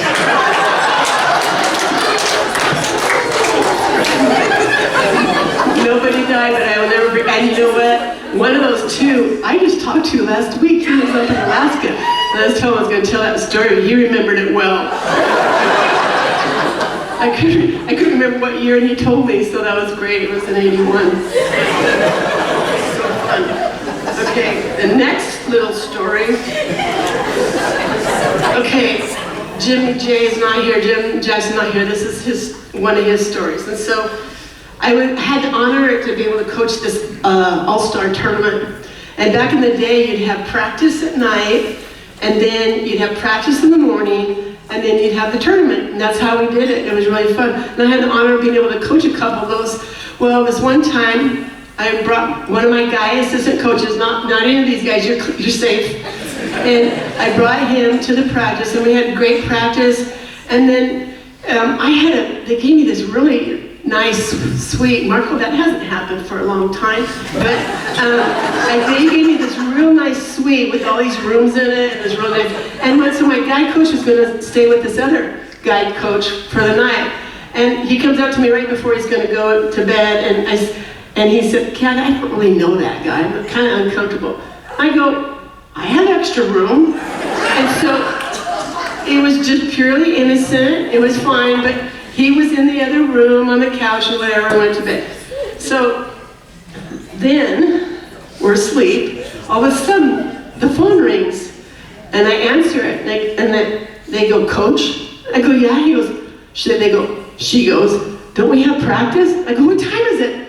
Well, I had slept in, and the first thing that came to my mind, I just yelled at the top of my lungs, "Jake, get up, we're late."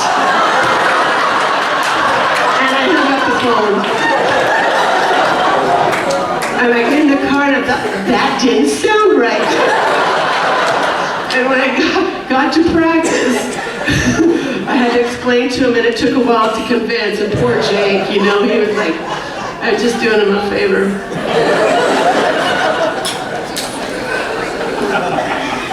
The last story I'm going to tell you is some of you know, and I promised my good friend Mike Herbert that if he came, I would tell this story. And it's about my buddy Jim Jackson. So I've kind of been known as, it doesn't sound like it after those stories, but kind of this prudish type girl. It doesn't make sense, does it? But yeah, I was this nice Christian girl, okay? Nice Christian girl, people make fun of me and this type of thing. And then, so here I was walking through the gym. It was a co-ed basketball class.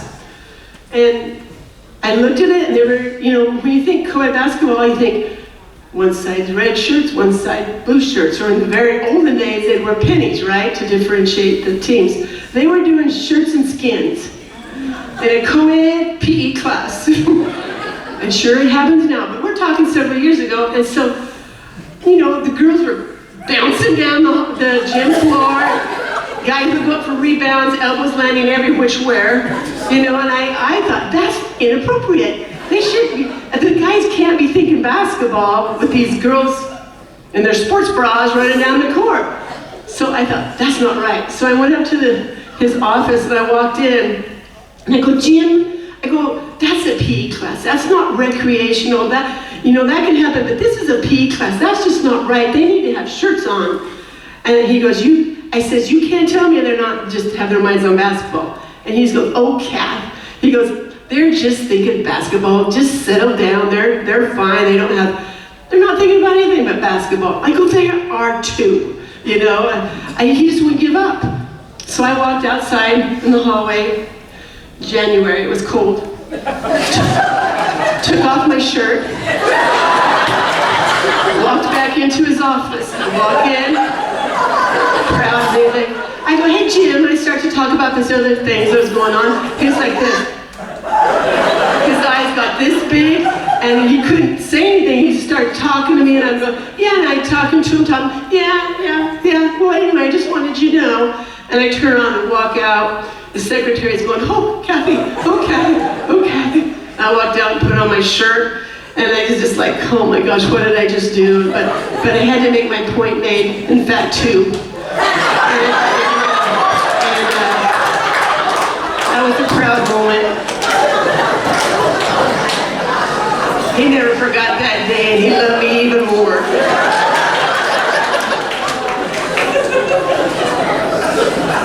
Oh, I feel better getting that off my chest.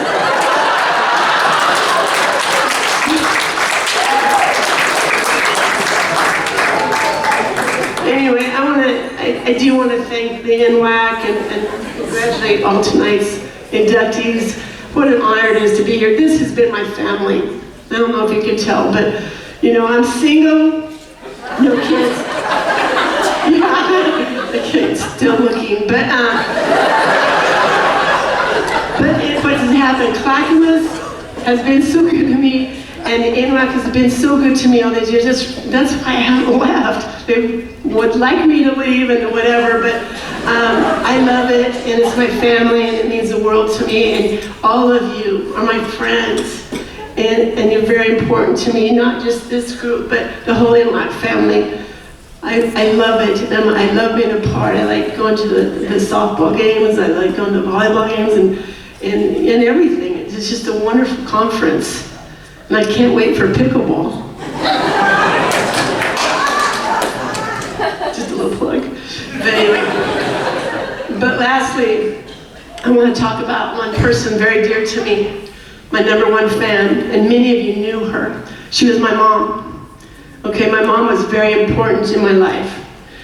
She was my best friend, and she followed me everywhere I went with volleyball. My dad had died in '81, and I got the job the fall of '81. He never got to see a game that I coached. but my mom was always there.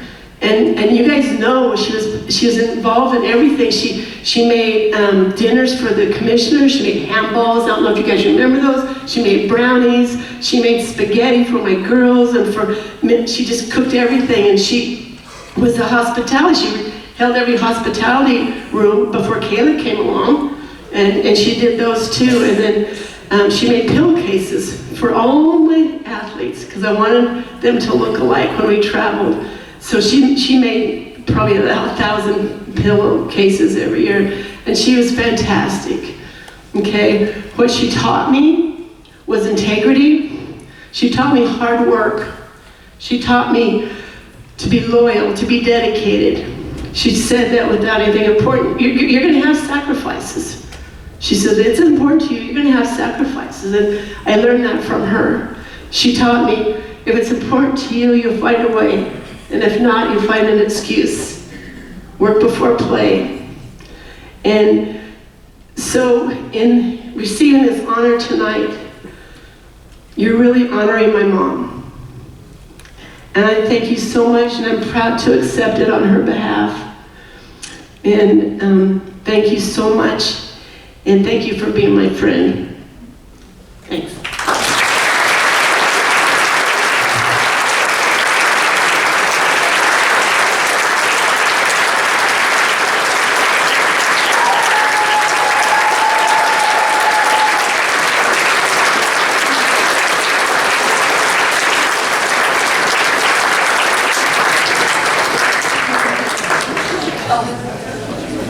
After that, a couple things. One, you probably realize why we had her towards the end, so the young people couldn't hear that.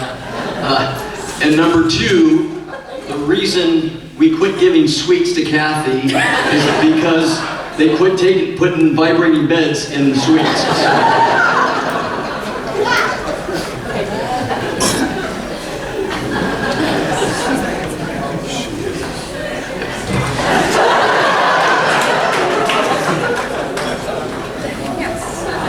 All right, we now want to induct two teams into the NWAC Hall of Fame.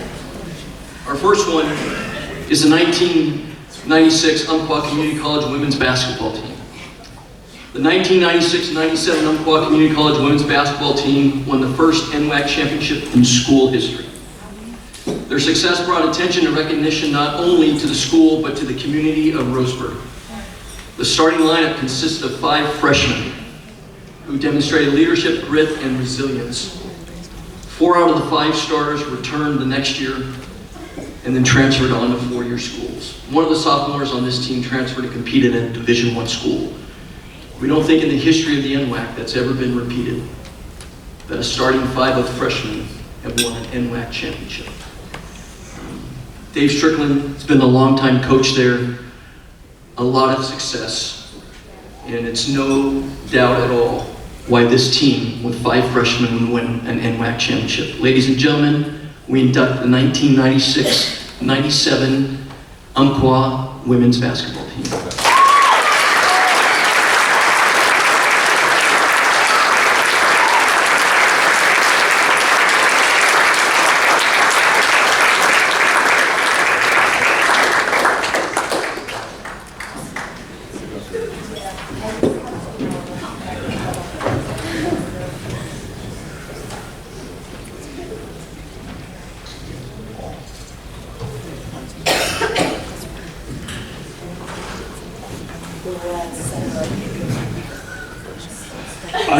I have known Jim Martineau for 32 years, and his parents live about 2 miles from Umpqua Community College, and he has never come over to my house and helped me fix anything.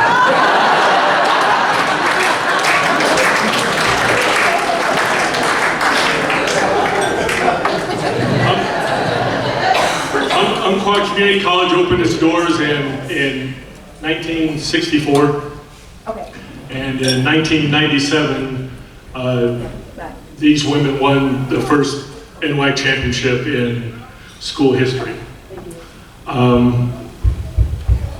How how long ago was that? Just look at the pictures. I had the oldest assistant coach and the youngest assistant coach in the NWAC at that time. Here was the youngest assistant coach.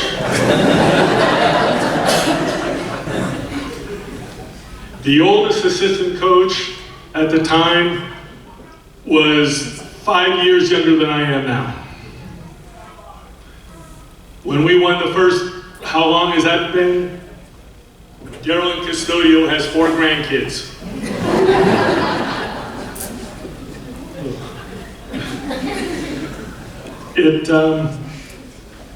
Rob Kelly, we used to get the scores of the games, and you'd have to call them in to the NWAC office, and then if you had a fax machine, for if those of you that know what a fax machine is, then Rob Kelly would fax you the results back about 2 in the morning. So if you were competing and you wanted to know how Clackamas did or Lane did or where you were in the standings, you had no idea until 2 the next morning.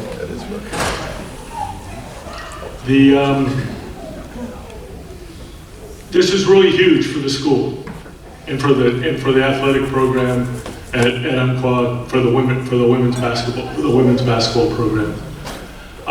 Just to put it in context, we've been pretty fortunate in terms of players and athletes, right? That we have had 6 first-team All-Americans. We have had 24 players go to D1. We have had 5 play professionally.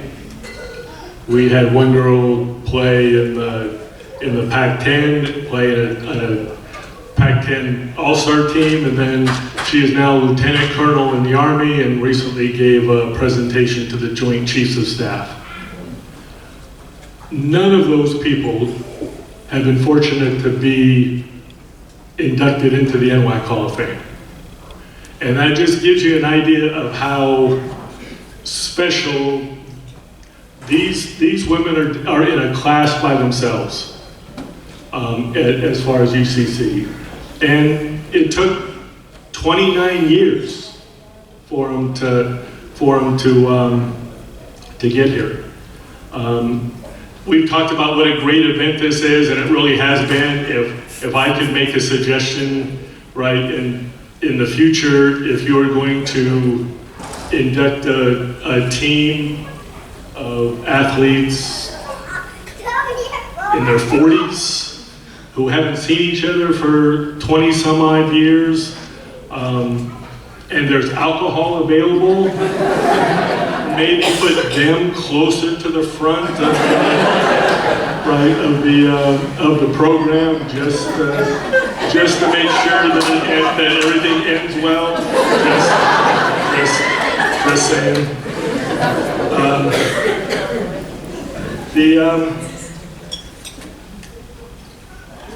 The team was a family, right? We all say that this was a real family.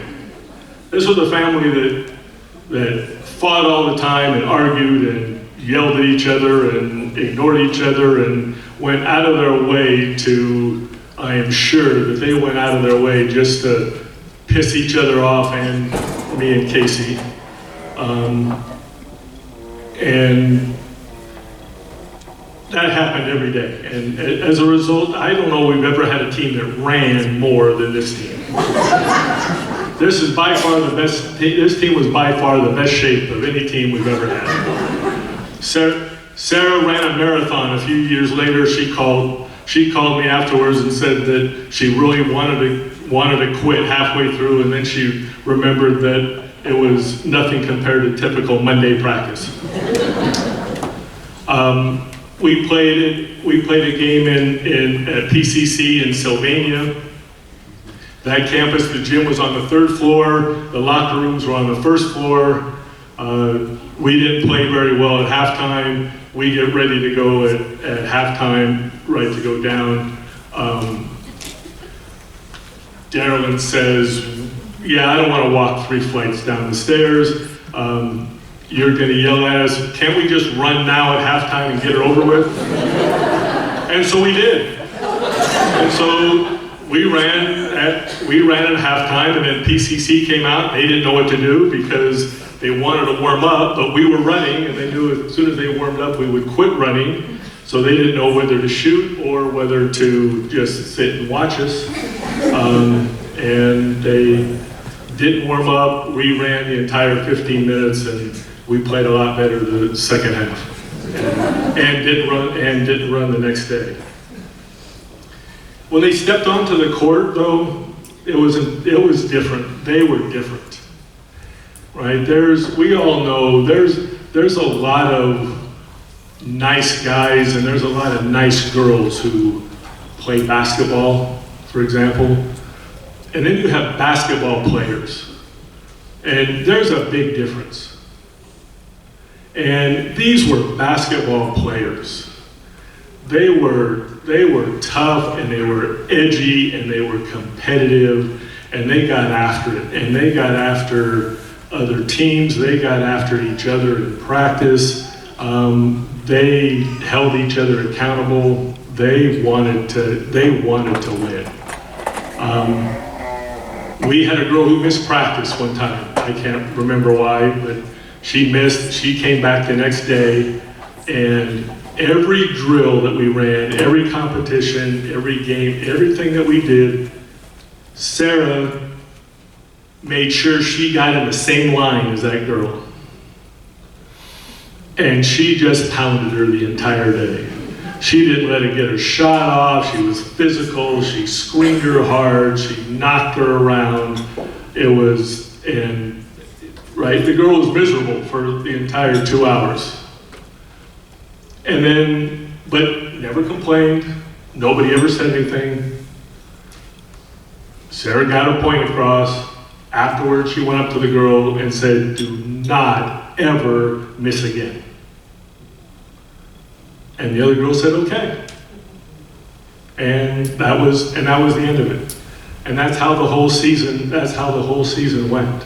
And it was extremely easy to coach them, because it was a bunch of personalities who all had one goal in mind, and it made it, and we were all on the same page, and it made it extremely easy, and it made it extremely fun.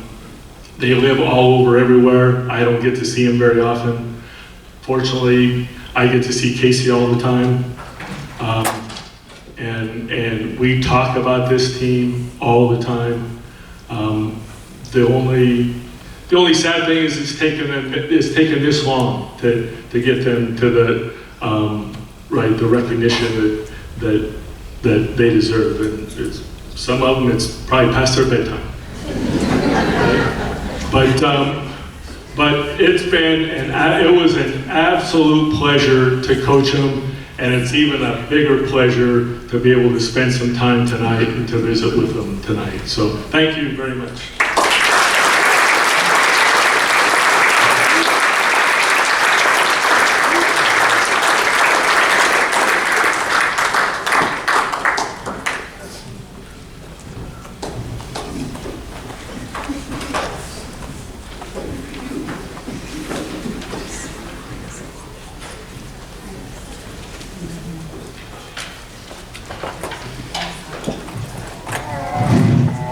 Our final inductees for tonight, the 2014 Mountain Hood Community College softball team. They stand as one of the most dominant and well-rounded programs in NWAC history, finishing with an extraordinary 40-3 record. The Saints captured both the Southern Region title and the NWAC Championship, demonstrating unmatched excellence, resilience, and unity throughout the season. Under the leadership of the coaching staff, the 2014 team exemplified the true spirit of collegiate athletics, competitive greatness balanced with academic achievement, leadership, and service. The team's 40 wins reflected a relentless commitment to preparation, teamwork, and integrity. Their championship run was marked not only by on-the-field dominance, but also by a culture of accountability, empathy, and shared purpose, qualities that have become hallmarks of the Mountain Hood softball legacy. Off the field, many of the Saints represented Mountain Hood Community College with equal distinction. Several student athletes served as leaders within student government and on-campus organization, bridging the gap between athletics and student life in positive and meaningful ways. They also volunteered throughout the community, supporting a variety of events such as sports clinics, local fundraiser, and outreach programs. Academically, they set the standard for excellence, with multiple players earning NFCA All-Academic Team honors and collectively maintaining one of the highest team GPAs in program history. The legacy of the 2014 team extends well beyond their championship banner. Many of the members went on to attend four-year institutions, earning degrees and continuing to make significant contributions in education, coaching, and community service. Their collective success inspired future generations of Saints and solidified Mountain Hood's reputation as a leader in two-year college softball. In every sense, athletic performance, academic success, leadership, and community impact, the 2014 Mountain Hood Community College softball team represents the absolute best of what collegiate athletes can be. They're a historic 40-3 season, and enduring influence make them highly deserving of this induction. Ladies and gentlemen, NWAC is proud to induct the 2014 Mountain Hood Community College softball team.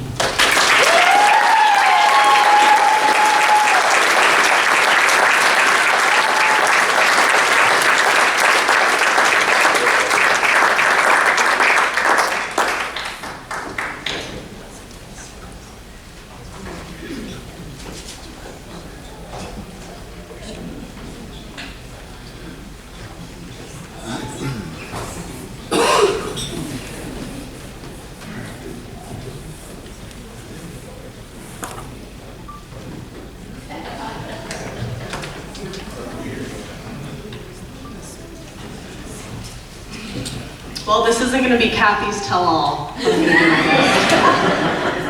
Try and get these kiddos to bed soon.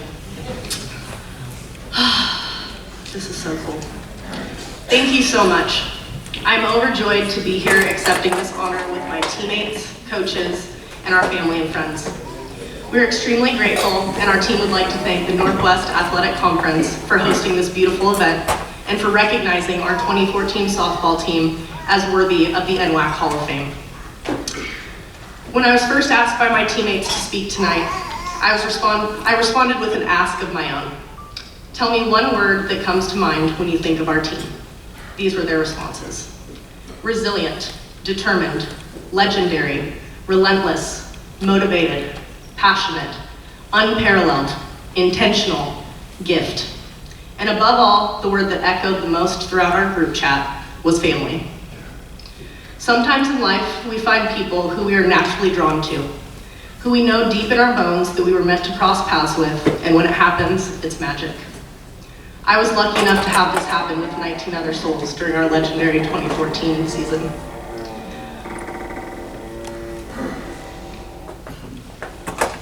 One of those souls, who must be highlighted right off the bat, if you will, was the person who brought us all together, Meadow McWhorter, lovingly referred to by all of us as Coachy. My God, this woman is a force to be reckoned with. During her 14 years as head coach at Mount Hood, she compiled a 468 wins to 147 losses record, winning 7 Southern Region championships, 5 NWAC championships, and was named NWAC Coach of the Year 4 times, including in 2014. By her side all season long were the most amazing assistant coaches we could have asked for. Meadow's dad, Papa Smurf, and Amanda Bunch, AKA Bunchy, who earned the National Coaches Fast Pitch Association Coaching Staff of the Year Award and complimented Meadow perfectly in fostering our team's skills throughout the year. Meadow went on to coach at Portland State University, which she has been doing successfully for the past 10 years, and was inducted into the NWAC Hall of Fame herself in 2022. All this goes to say, each of us players understood the legacy and skill that we were gifted in our coaching staff, and we were determined to rise to the level of greatness that our program was known for. Now, I know our coaches do not want to make this about them, but it is impossible to overstate how lucky we are to have had them as our coaches. I would love for the 3 of you to stand now so that we can honor the huge and meaningful role you played in our success.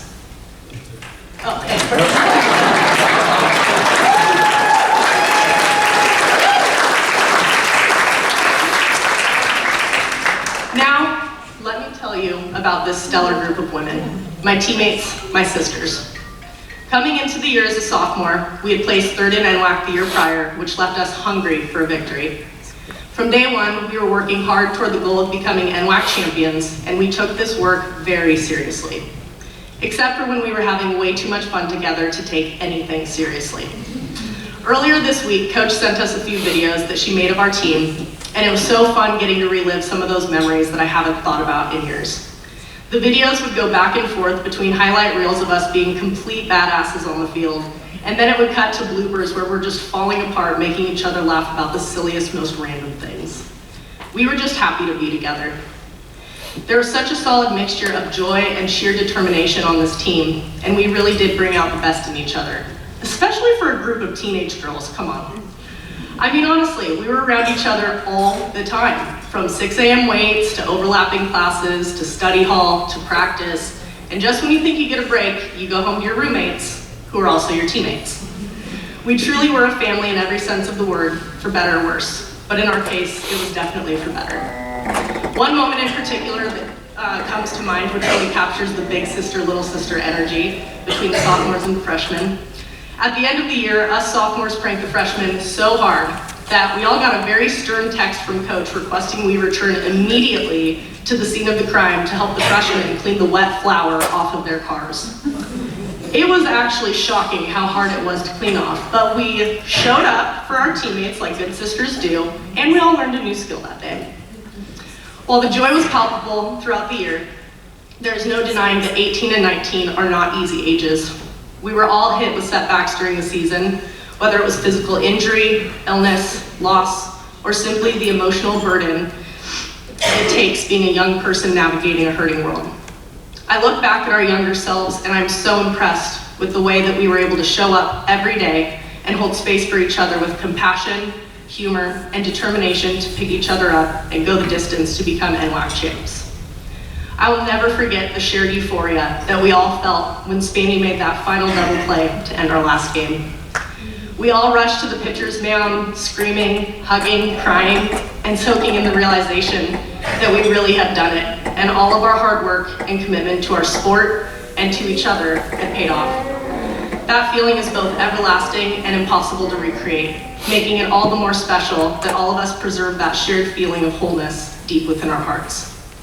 To sum up who we are now, I will read a statement from Coach Meadow. What a gift this has been. This group was special then, and they're even more special now. Today, they are making an impact in so many different ways. In healthcare, leadership, education, coaching, public service, business, and in their communities. Several of them are now mothers, raising the next generation with the same strength, care, humor, and resilience they showed us as athletes. I'm just so grateful that I got to be a small part of their journey. They were a gift to coach, a gift to know, and they will always be one of the greatest gifts of my coaching life. There are a few other people we would like to acknowledge who were integral to our success as a team and who we certainly would not be here without. Kim Hyatt, our athletic director, you are the backbone of MHCC athletics and have always been a huge supporter of our team.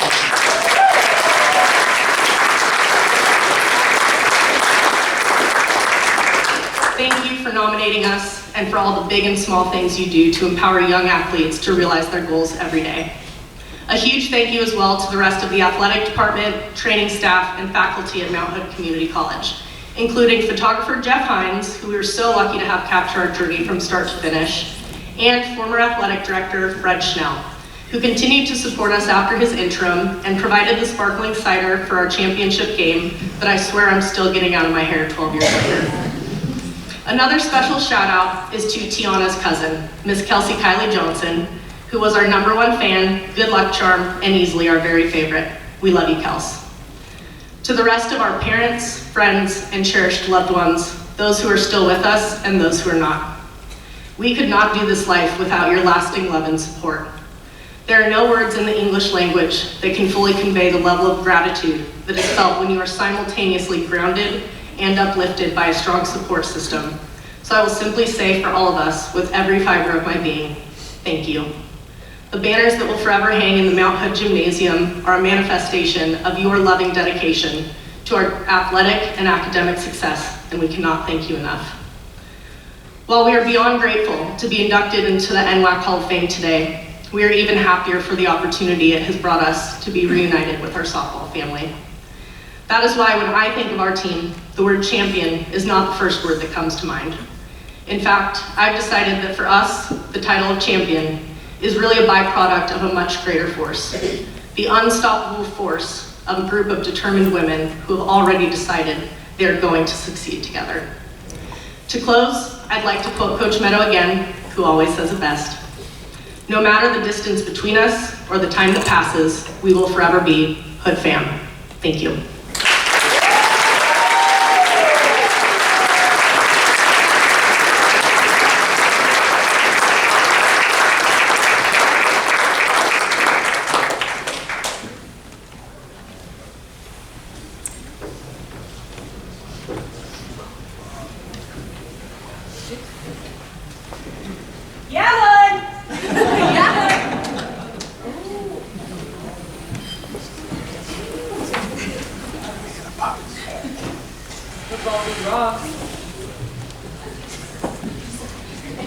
Congratulations to all the inductees and the award winners tonight.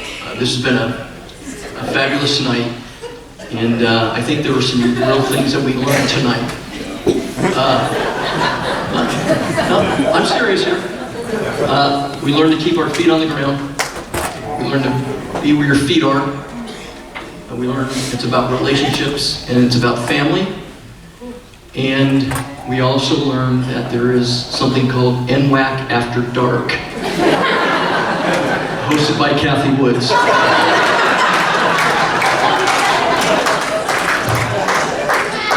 And the other thing I think we learned is you call you dial 1-800-CALL-JIM, and he'll come over and help you out.